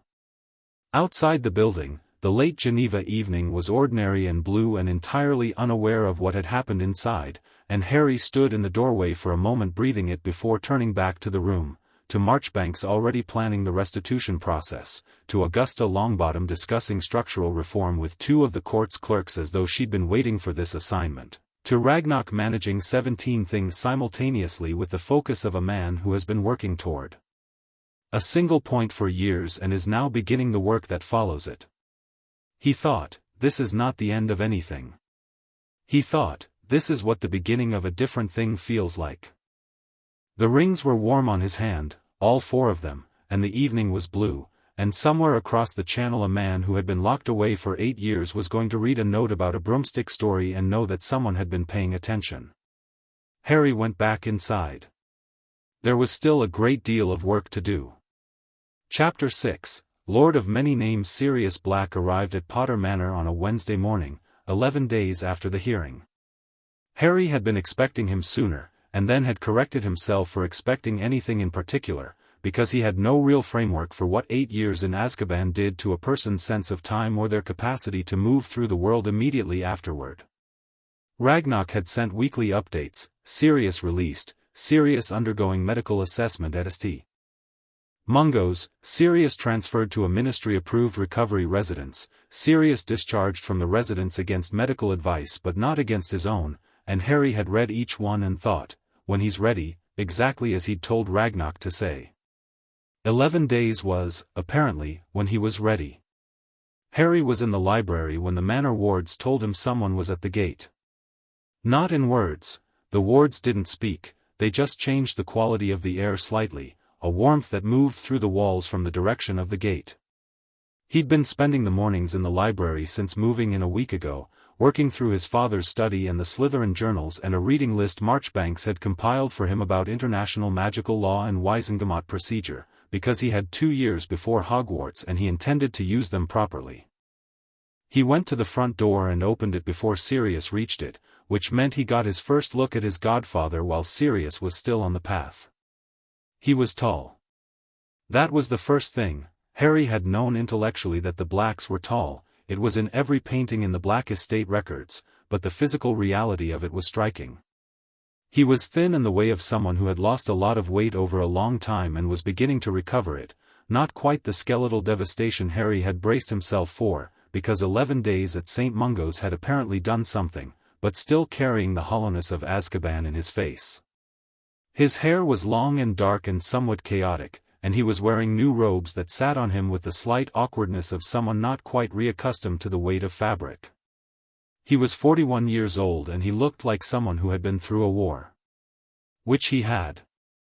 2 of them, in a sense, the one that killed James and Lily, and the quieter, longer one that Azkaban conducted against everyone inside it. He stopped on the path when Harry opened the door, and looked at Harry, and his face did something complicated and involuntary that had nothing to do with performance and everything to do with seeing something you had imagined for a very long time suddenly made real. "Harry," he said. "Hi," Harry said. "Come in." Sirius came up the path and through the door and stood in the entrance hall of Potter Manor looking at the space with an expression of someone recalibrating. This had been his second home, Harry understood, through all the Hogwarts years and beyond, and standing in it now was a different kind of complicated from simply standing in a house. "I got your note," Sirius said. "The one Ragnarok sent." "I know," Harry said. "The broomstick story." He stopped. James told that story to everyone, for years. He had about 12 different versions of how badly he fell and they all got more dramatic with time. Something that might have been the beginning of a real smile crossed his face. In the final version, he claimed he'd technically levitated for 30 seconds before the fall, which was physically impossible given how low they'd started, but he had everyone convinced. "What actually happened?" Harry asked. "He fell off immediately, landed in a rosebush, and spent the next hour pretending his ankle wasn't sprained. Very dignified. Zero levitation." The almost smile became more real. Your mum made him go to Madame Pomfrey eventually by the simple method of refusing to speak to him until he did. Harry thought about the letter in the pillowcase. She corrected 3 of Slughorn's calculations in her first year, and about a woman who had written her last letter in the dark on the last night of her life and had thought to put a ring under the floorboards. "Come and sit down," Harry said. "I'll make tea." Sirius followed him to the kitchen, and they sat at the kitchen table while the kettle, a charmed one that Firethorn had found in the manor's storage and reactivated, heated itself, and the morning came through the window over the garden, and the garden beyond was still slightly overgrown but less than it had been because Harry had been working on it every afternoon since moving in. "The manor looks good," Sirius said, looking around the kitchen with the specific attention of someone matching present reality to remembered experience. "I thought it might be worse. 8 years unsealed. The family wards kept the structure sound. Firethorn found a few things that needed sorting but mostly it was just cleaning." "Did you do the cleaning yourself?" "The house elves helped," Harry said. "I talked to them when I first moved in. Proper conversation." He poured the tea. "There are 3 of them. They seemed glad, I think, that someone was here." Sirius looked at him over the tea. "You talked to the house elves. Was that strange?" "No," Sirius said. "It's not strange. It's just," he stopped, and something moved through his face, and he said, "James would have thought to do that. Your mum would have done it first thing." He wrapped both hands around the mug. "I wasn't sure what to expect from you. I've been imagining you for 11 years and now you're—" "I know," Harry said. "It must be weird. I'm not what you imagined." "You're exactly what I imagined," Sirius said. "That's the weird part." He looked at Harry steadily. "The rings. Can I see?" Harry put his left hand on the table. Sirius looked at them, all 4, the red Potter stone and the dark Slytherin stone and the blue Ravenclaw stone and the silver set black stone, and was quiet for a moment. He reached out slowly, not to touch, just with his hand near, and the black ring glowed briefly, warmer than the others, recognizing something, and Sirius exhaled. "The black ring knows you," Harry said. "It should. I'm the last black." He pulled his hand back. "Or I was. Now it's yours." "It's not instead of you," Harry said. "The title reverts to you when the legal process is complete. Ragnarok says 6 weeks, maybe 8. You're still the Lord Black in waiting." Sirius shook his head slightly. "I don't want it. The black title, the whole thing, I left that behind a long time ago. Ran away at 16, got blasted off the family tree. Sirius Black, Lord of Nothing, best decision I ever made." "The title is separate from the family," Harry said. Ragnarok explained this. "Lord Black isn't the same as supporting everything the Black family stood for. It's a Wizengamot seat and an estate and a legal standing. You can hold the title and still be the person who ran away at 16. Sirius looked at him. "You sound like you've been thinking about this." "I've had 11 days, Harry said. Something shifted in Sirius's face, amusement and something deeper than amusement, something that had more weight. "Ragnarok's note said you'd read all my letters." "Yes. All of them." "Yes. Including the one from 1987 where you spent 4 paragraphs describing a disagreement you'd had with the cell wall."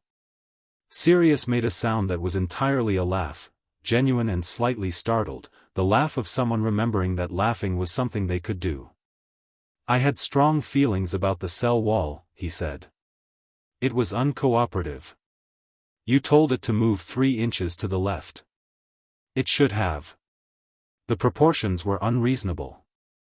He was grinning now, the full version, and Harry could see in it the person his father had described, "The best person I know, stripped of the weight of 11 days post-Azkaban recovery and just being himself for a moment." The 1985 letter. "The one about your mum and the library." Did I? You said she once read an entire restricted section text on advanced charms theory in one sitting and corrected the author's methodology in the margins, and then Al posted the corrections to the author directly. She did. He wrote back. They had an 18-month correspondence about it. She never told anyone because she thought it was showing off. He paused.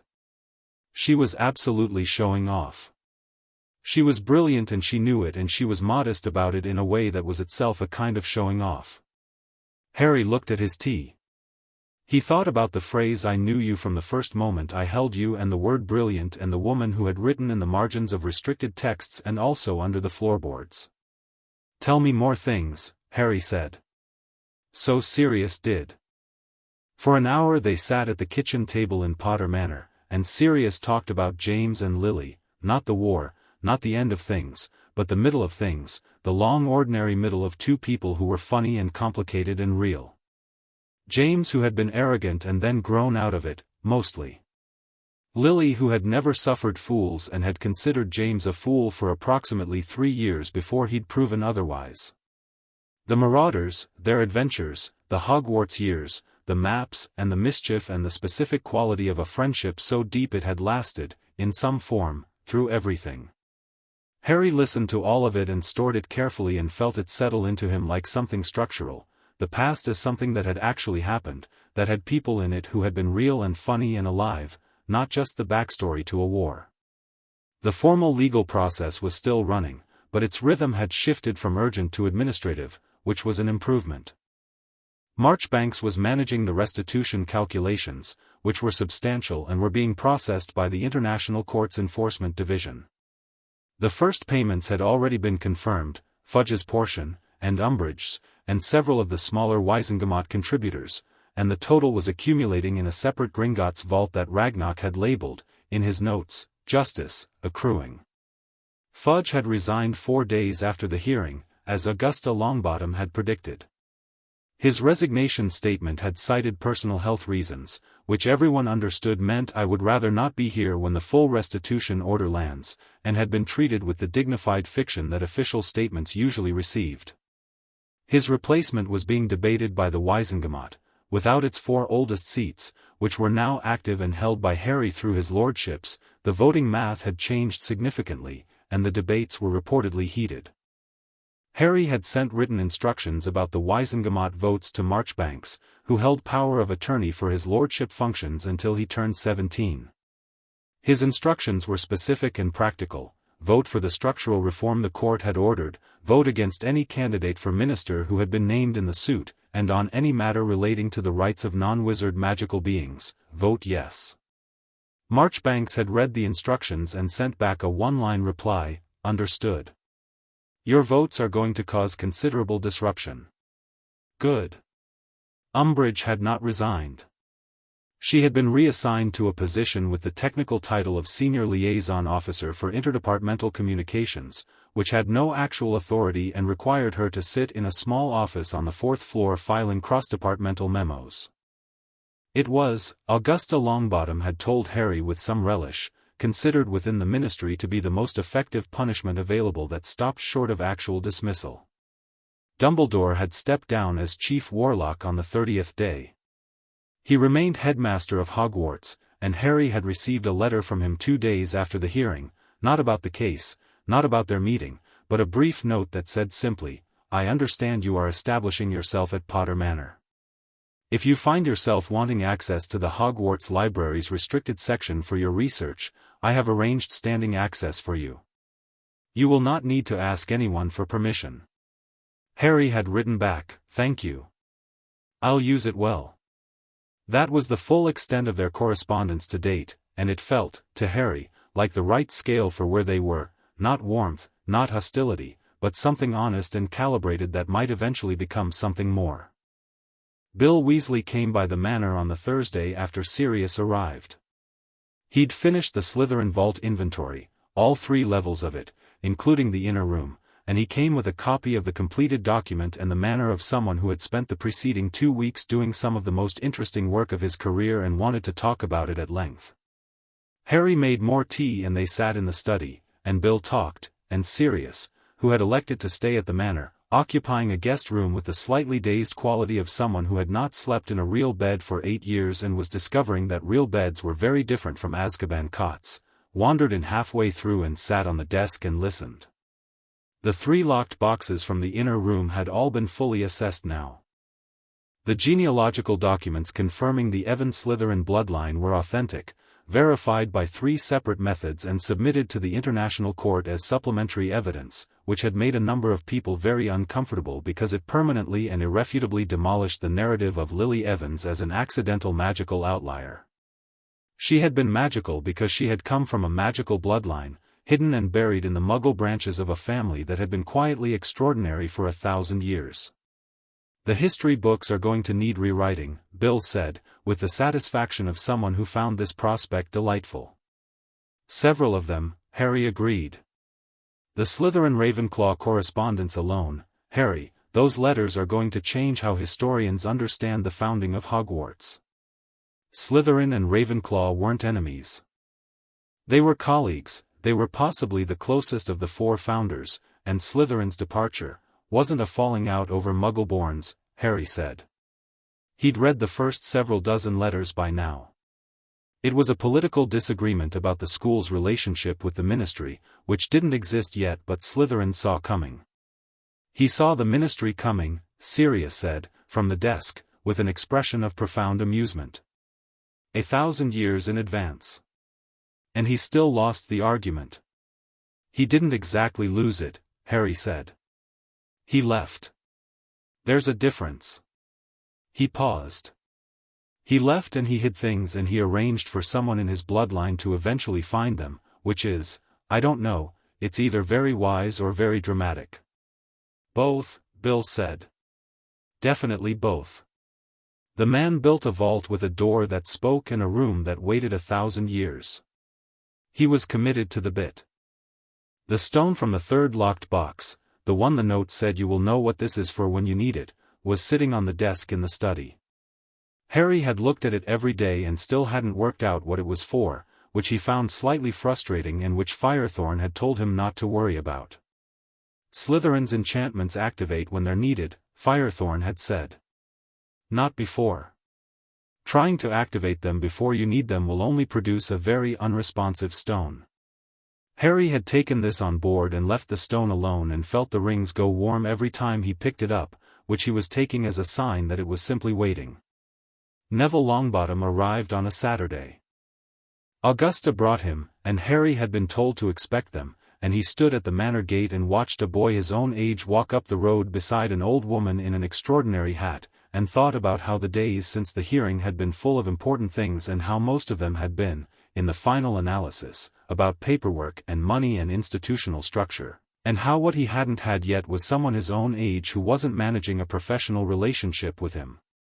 Neville was round-faced and slightly uncertain in his movement, the particular uncertainty of someone who had been told to be careful so often that their body had started to agree, and he looked at Harry with an expression that mixed nervousness with something more direct underneath, curiosity, Harry thought. Real curiosity, the genuine kind, not the goggling kind. This is Neville, Augusta said. Hi, Harry said. Hi, Neville said. Gran says you sued the Wizengamot. I did. Neville processed this for a moment. Was that scary? Harry thought about it honestly. The filing wasn't. The hearing was a bit, at the start. I didn't know exactly how it would go. He stepped back from the gate. Come in. I want to show you the library. Neville's face did the thing that Harry was beginning to recognize as his version of genuine enthusiasm, a slight brightening around the eyes, a loosening of the careful posture. There's a library? Floor to ceiling in every direction. And one of the shelves has herbology texts that haven't been catalogued yet. I don't know enough about herbology to know if they're interesting. Neville walked through the gate with considerably less uncertainty than he'd approached it with. Augusta watched him go and then looked at Harry with the expression she'd been giving him since Geneva, assessment that had moved, over the preceding weeks, into something closer to approval. He's had a hard time making friends, she said quietly. People expect certain things from him, given his parents. Harry nodded. He knew who Neville's parents were, Frank and Alice Longbottom, Aurors, tortured into insanity by Death Eaters after the war. The wizarding world had been hovering around Neville his whole life with the weight of that knowledge and the expectation of either greatness or tragedy, and neither of those things was a comfortable thing to grow up inside. "I'll be a normal friend," Harry said. "Or as normal as I can manage." Augusta made the sound that was her approval. "Go on, then," she said. "I'll have tea with your goblin." "Ragnar's not," Harry started. "I know he's not here. I assumed someone would make the tea." She was already moving toward the door with the authority of a woman who had never waited to be invited anywhere. "Go and show the boy the library." The herbology texts turned out to be extremely interesting, at least to Neville, who spent 40 minutes going through them with increasing excitement while Harry sat on the floor beside him and handed him books from the lower shelves and listened to an explanation of why a 17th-century text on magical root propagation was significant. That was genuinely fascinating because Neville explained it the way people explain things they loved, without condescension, assuming you were interested, moving quickly through the parts that connected to other parts with the ease of someone whose mind mapped the territory naturally. Harry had spent enough time around adults conducting professional conversations to find an 8-year-old talking about plants with unguarded passion a very different and very good experience. "You actually care about this," Harry said. Neville looked up from the text. "Is that weird?" "No. I can tell. You're not performing it." Neville looked at him for a moment with an expression that was calibrating. "Gran says I should study defense," he said. "Because of, because of my parents." "Is that what you want to study?" "I want to study herbology," Neville said simply. "I'm good at herbology. I've been good at it since I was 5. "Then study herbology," Harry said. "Gran can be managed," Harry said. Diplomatically. "I'll help if you want." Neville stared at him. "You'll help me manage my grandmother. She respects direct, honest argument. I've had several conversations with her. If you tell her clearly what you want and why, she'll reconsider. She's not actually unreasonable, she just sets a high bar for what she considers reasonable arguments." He paused. "The way you just explained that root propagation text is a reasonable argument for why you should study herbology." Neville looked at the book in his hands. Then he looked at Harry with the expression of someone who has been told something obvious that somehow no one has said before. "She wouldn't have thought of it that way," he said. "She might, if you explain it that way." Neville was quiet for a moment. "You're quite easy to talk to," he said, with the faint surprise of someone used to finding the opposite. "So are you," Harry said. They went back to the texts, and the afternoon moved around them in the comfortable way of an afternoon going at exactly the right pace, and outside the library window the garden had that particular late summer green that was almost gold, and somewhere in the manor Sirius was probably in the kitchen, and Augusta Longbottom was probably managing someone. Ragnar came by on Monday. He arrived in his official capacity, which meant a formal document case and the specific posture of someone with business to conduct, but he accepted a chair and tea with a now familiar ease that suggested their working relationship had developed past pure formality. He opened the case and began. The restitution payments were ahead of schedule. The first 6 defendants had paid their portions in full, the smaller contributors, who had apparently decided that prompt payment was the better strategic choice compared to drawn-out negotiation. Fudge had paid.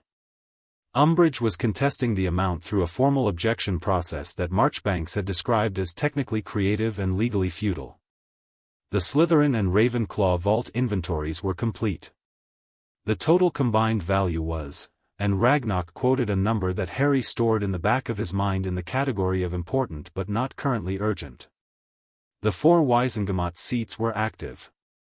The structural reform process was underway, with an international court supervisor embedded in the Wizengamot's administrative division. Sirius Black's official exoneration document had been signed by the acting minister and countersigned by the international court. It was in the case. Ragnok produced it and set it on the table with the specific care of something significant, and Harry picked it up and read it and then took it to Sirius in the kitchen. Sirius was making breakfast. He had been making breakfast every morning since arriving, in the slightly compulsive way of someone who had decided that making food was a thing he was allowed to do now and intended to exercise that right constantly. He turned around when Harry came in and Harry held out the document without saying anything. Sirius took it. He read it slowly, standing with one hand still on the counter, and his face went through 3 or 4 expressions that were too complex and too private to catalogue from outside. When he finished, he set it down on the counter and turned back to the hob and turned the heat down under the eggs and stood there for a moment with his back to Harry. "You didn't have to do it this fast," he said. "I wanted to," Harry said. Ragnok wanted to. It went in the filing as a secondary cause, but if I'm honest, it was the part one cared about most. A pause. "I know." He picked up the spatula and turned the eggs. "Your note. The first one, from Gringotts, the night I was released. The broomstick story." He stopped again. "I'd written that letter in 1983. You were 3. I didn't think, I know," Harry said. Sirius laughed, very quietly. "Stop knowing things." "Can't," Harry said. "Sorry." James was like that too. He plated the eggs and turned around, and his face was steady now, the complexity worked through. "I want to be useful," he said. "To whatever comes next. I know I need time, I know the healers want me back for more sessions, I know he gestured at himself with the spatula in a way that encompassed the whole situation, a project. But I want to be useful." "You are useful," Harry said. "You're the only person in this house who knows what my parents were actually like. That's more useful than anything else you could possibly be." Sirius looked at him. "Also, you're a good cook," Harry added. "These eggs look excellent." "They are excellent," Sirius agreed, and handed him a plate. The letter to Hogwarts was the last piece. Harry had been drafting it in his head for weeks, since before the hearing, since the first conversation with Ragnok about the suppression orders and the school that had been in Dumbledore's hands for decades and the question of what it meant to walk into an institution built by his ancestors on terms set by someone else.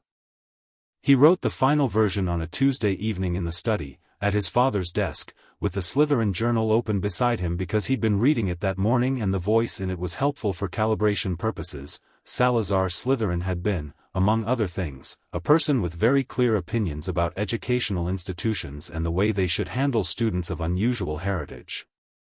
The letter was 3 pages.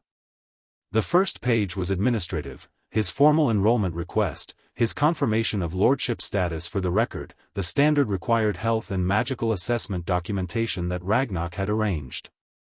The second page was the part he'd thought most carefully about. "I am writing also to clarify several things that I would like to have established before the start of the school year, in the interest of being clear rather than having misunderstandings arise later. I am not asking for special treatment. I am asking for clear and honest treatment, which I understand to be different. I would like it noted in my record that I do not intend to hide my lordship status, and I do not intend to have it become the primary thing people know about me. I am going to Hogwarts to learn. I would like to be treated as a student who is there to learn, not as a political situation that needs managing. I would like access to the full library, including sections that are typically restricted by year. I am 2 years ahead of the standard curriculum in several subjects through my own study, and I do not think it serves anyone well to artificially slow my progress. I would like to be sorted by the hat in the normal way, without prior discussion or suggestion about where I should be placed. 4 of the houses have direct claims on my heritage, and I would like the hat to make that determination without outside input. I will not be starting Hogwarts as someone who needs to be managed or guided or arranged. I will be starting Hogwarts as someone who is there to learn everything the school can teach me and to figure out the rest. I thought it was better to say so clearly at the start. The third page was short. I understand that you remain headmaster, and I am writing to you in that capacity rather than in the capacity of everything else, because those are separate things and I think it's useful to keep them separate. Hogwarts was built by my ancestors. I intend to do it justice. Respectfully, Harry James Potter, Lord Potter-Black-Slytherin-Ravenclaw. He read it through once. Adjusted 2 sentences. Read it again. Then he folded it and sealed it with the Potter seal, a ring of wax pressed with the lordship ring that felt, every time, like something formal and real and earned, and addressed it to Albus Dumbledore, headmaster, Hogwarts School of Witchcraft and Wizardry, and left it for the Manor Owl in the morning. The owl, an enormous tawny bird who had been living in the Manor Owlery for the past several years on the house elves' care and who had taken to Harry with the particular affection of a bird who had been waiting for someone worth delivering things for, took it at first light and was gone in the direction of Scotland before the sun was properly up. Harry watched it go from the study window. The garden was gold in the early morning and the manor was quiet around him, and outside its wards the wizarding world was in the process of adjusting itself, slowly, not easily, with the grinding sound of large institutions reluctantly accepting new realities, to a changed landscape. He turned away from the window. The Slytherin Journal was still open on the desk. The current entry he'd been reading was from late in Slytherin's life, later than most of the other entries, the handwriting slightly less precise but no less clear, and it was addressed, as all of them were, to the eventual heir. You will have found by now that the world is very interested in what you are. They will have given you names, some accurate, some self-serving, some flattering, some afraid. They will have decided what your names mean before you had any opportunity to demonstrate it yourself. This is a thing that happens to people of unusual heritage, and I cannot tell you it will stop happening. What I can tell you is that what they call you and what you are not the same thing, and the difference between those two things is the space in which you actually live. Know your names. All of them. And then set them down, and just be the person who carries them. Harry read it twice. Then he closed the journal and went to make breakfast. Ragnarok came for a final formal meeting the following Friday. He arrived at his usual time, early, because Ragnarok considered punctuality a form of respect and lateness a form of communication, and Harry met him in the study, which had become their default room for working conversations. The document case was thinner than usual, which Harry had come to understand as a good sign. The restitution payments are 92% collected, Ragnarok said. The remaining 8% is contested by 3 parties, all of whom are losing their contests. Full collection is expected within 30 days. Harry nodded. The structural reform process at the Wizengamot is 3 weeks in. The International Court Supervisor reports reasonable compliance. 2 members attempted to circumvent the new oversight protocol last week and were publicly corrected, which apparently had a significant persuasive effect on the others. Good. The acting minister has confirmed that your 4 Wizengamot votes will be counted at full weight for the next session, which is in October. He paused. The agenda for the October session includes a motion on the legal status of goblin property rights within Britain. It is not a coincidence that this has appeared on the agenda. Harry looked at him. How long have you been waiting for that vote? 40 years, Ragnarok said. My predecessor built the initial case. I inherited the work and the waiting. He looked at the desk with an expression that was precisely controlled and contained a great deal underneath the precision. I would appreciate your votes. You have them, Harry said. All 4. Ragnarok was quiet for a moment. Then he said, this is not within the formal scope of our client relationship, so I will say it outside of it. You are the most extraordinary client I have had in 40 years of practice. You are also 9 years old, which I continue to find remarkable. I expect you to continue to be remarkable for a very long time. Thank you, Harry said. For everything. Since day 1. I was doing my job, Ragnarok said. You were doing much more than your job, Harry said. You know that. Ragnarok held his gaze for a moment. Yes, he said. I know. He closed the document case and stood. Hogwarts will attempt to manage you, he said. They will be unsuccessful, but they will try. It is in the institutional nature. I know, Harry said. Do not let them. He straightened his coat with the precision that was characteristic of everything he did. If you need Gringotts, you know where we are. I know where you are, Harry agreed. Ragnarok walked to the door and paused with his hand on the frame, and turned back, and said, not in the formal register of a chief accounts officer, but in a different register, plainer and more direct, your mother would be pleased. Harry looked at him. She wrote that letter for you, Ragnarok said. In the dark, on the last night. She told you to trust us. She told you to come here.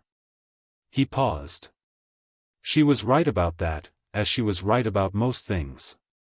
And you did exactly what she asked, and it worked out exactly as she hoped, and I think she knew it would. He straightened his coat one more time.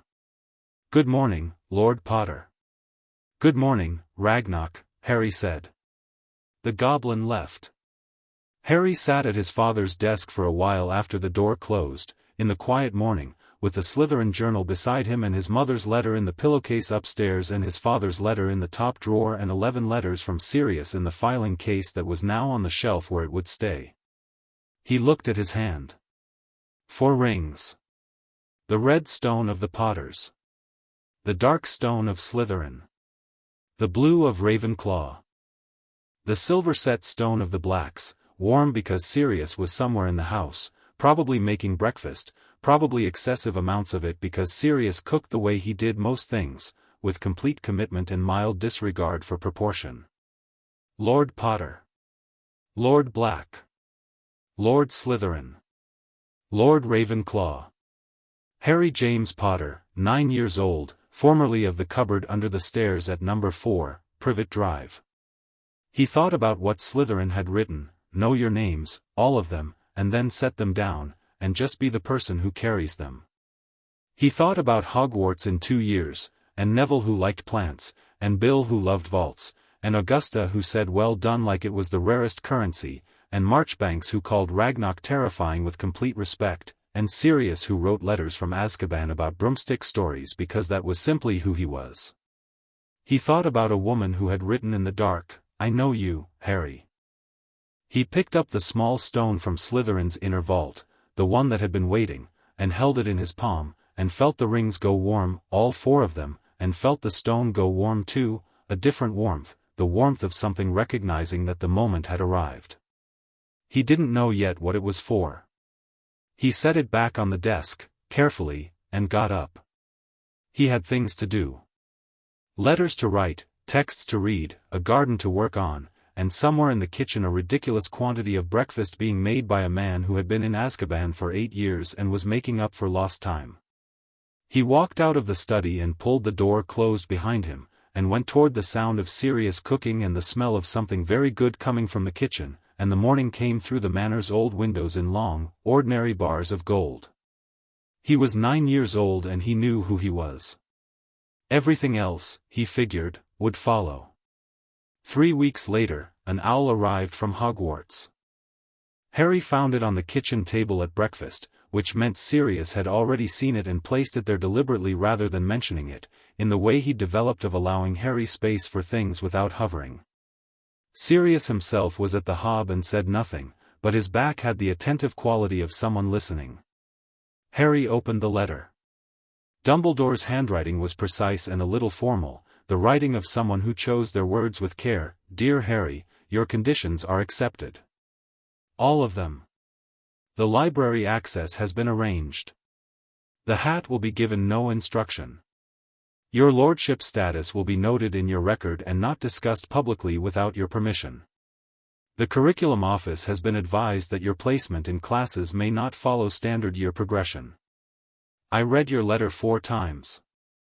I found it clarifying in ways I did not entirely expect. You expressed yourself with a directness that I have not encountered often and that I find I respect considerably. I look forward to your arrival in 2 years. I mean that sincerely, and not as the complicated thing it might have been before this summer. Simply, Hogwarts will be glad to have you, and I believe you will be glad to have Hogwarts. There are things in that school that were built for someone who carries the names you carry. I think you will find them. Yours, Albus Dumbledore. Harry read it twice. Then he set it down on the table and looked at it and thought about the specific distance between where August had started and where it was ending, the letter and the floorboard and the rings and the filing and the hearing and the stone still waiting on the study desk, and thought, yes, I think I will. Good news? Sirius asked, from the hob. Conditions accepted, Harry said. Sirius turned around with 2 plates of breakfast and set them on the table and sat down across from Harry and looked at him with the expression he'd been developing over the preceding weeks, the look of someone who was learning to know someone and finding the process unexpectedly good. All of them? All of them, Harry said. Sirius nodded once. He picked up his fork. Your mum once wrote a letter to the Minister for Magic when she was 14, arguing for a change to the potions curriculum, and used 4 separate academic citations and 1 direct logical refutation of the existing policy. He paused. He changed it. Not immediately. But he changed it. Harry picked up his fork. Did she tell people that? Absolutely not.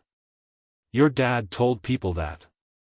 She pretended to find it embarrassing and then smiled about it when she thought no one was watching. He ate for a moment. You have her instinct for correspondence. Is that a compliment? It's the best compliment I know how to give, Sirius said.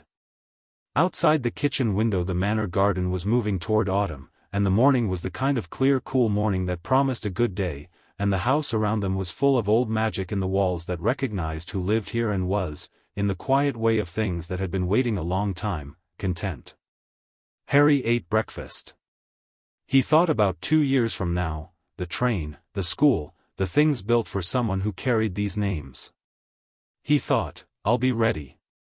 And then he stopped thinking about it, because Sirius was telling another story about James, and the eggs were very good, and the morning was now, and the morning was his.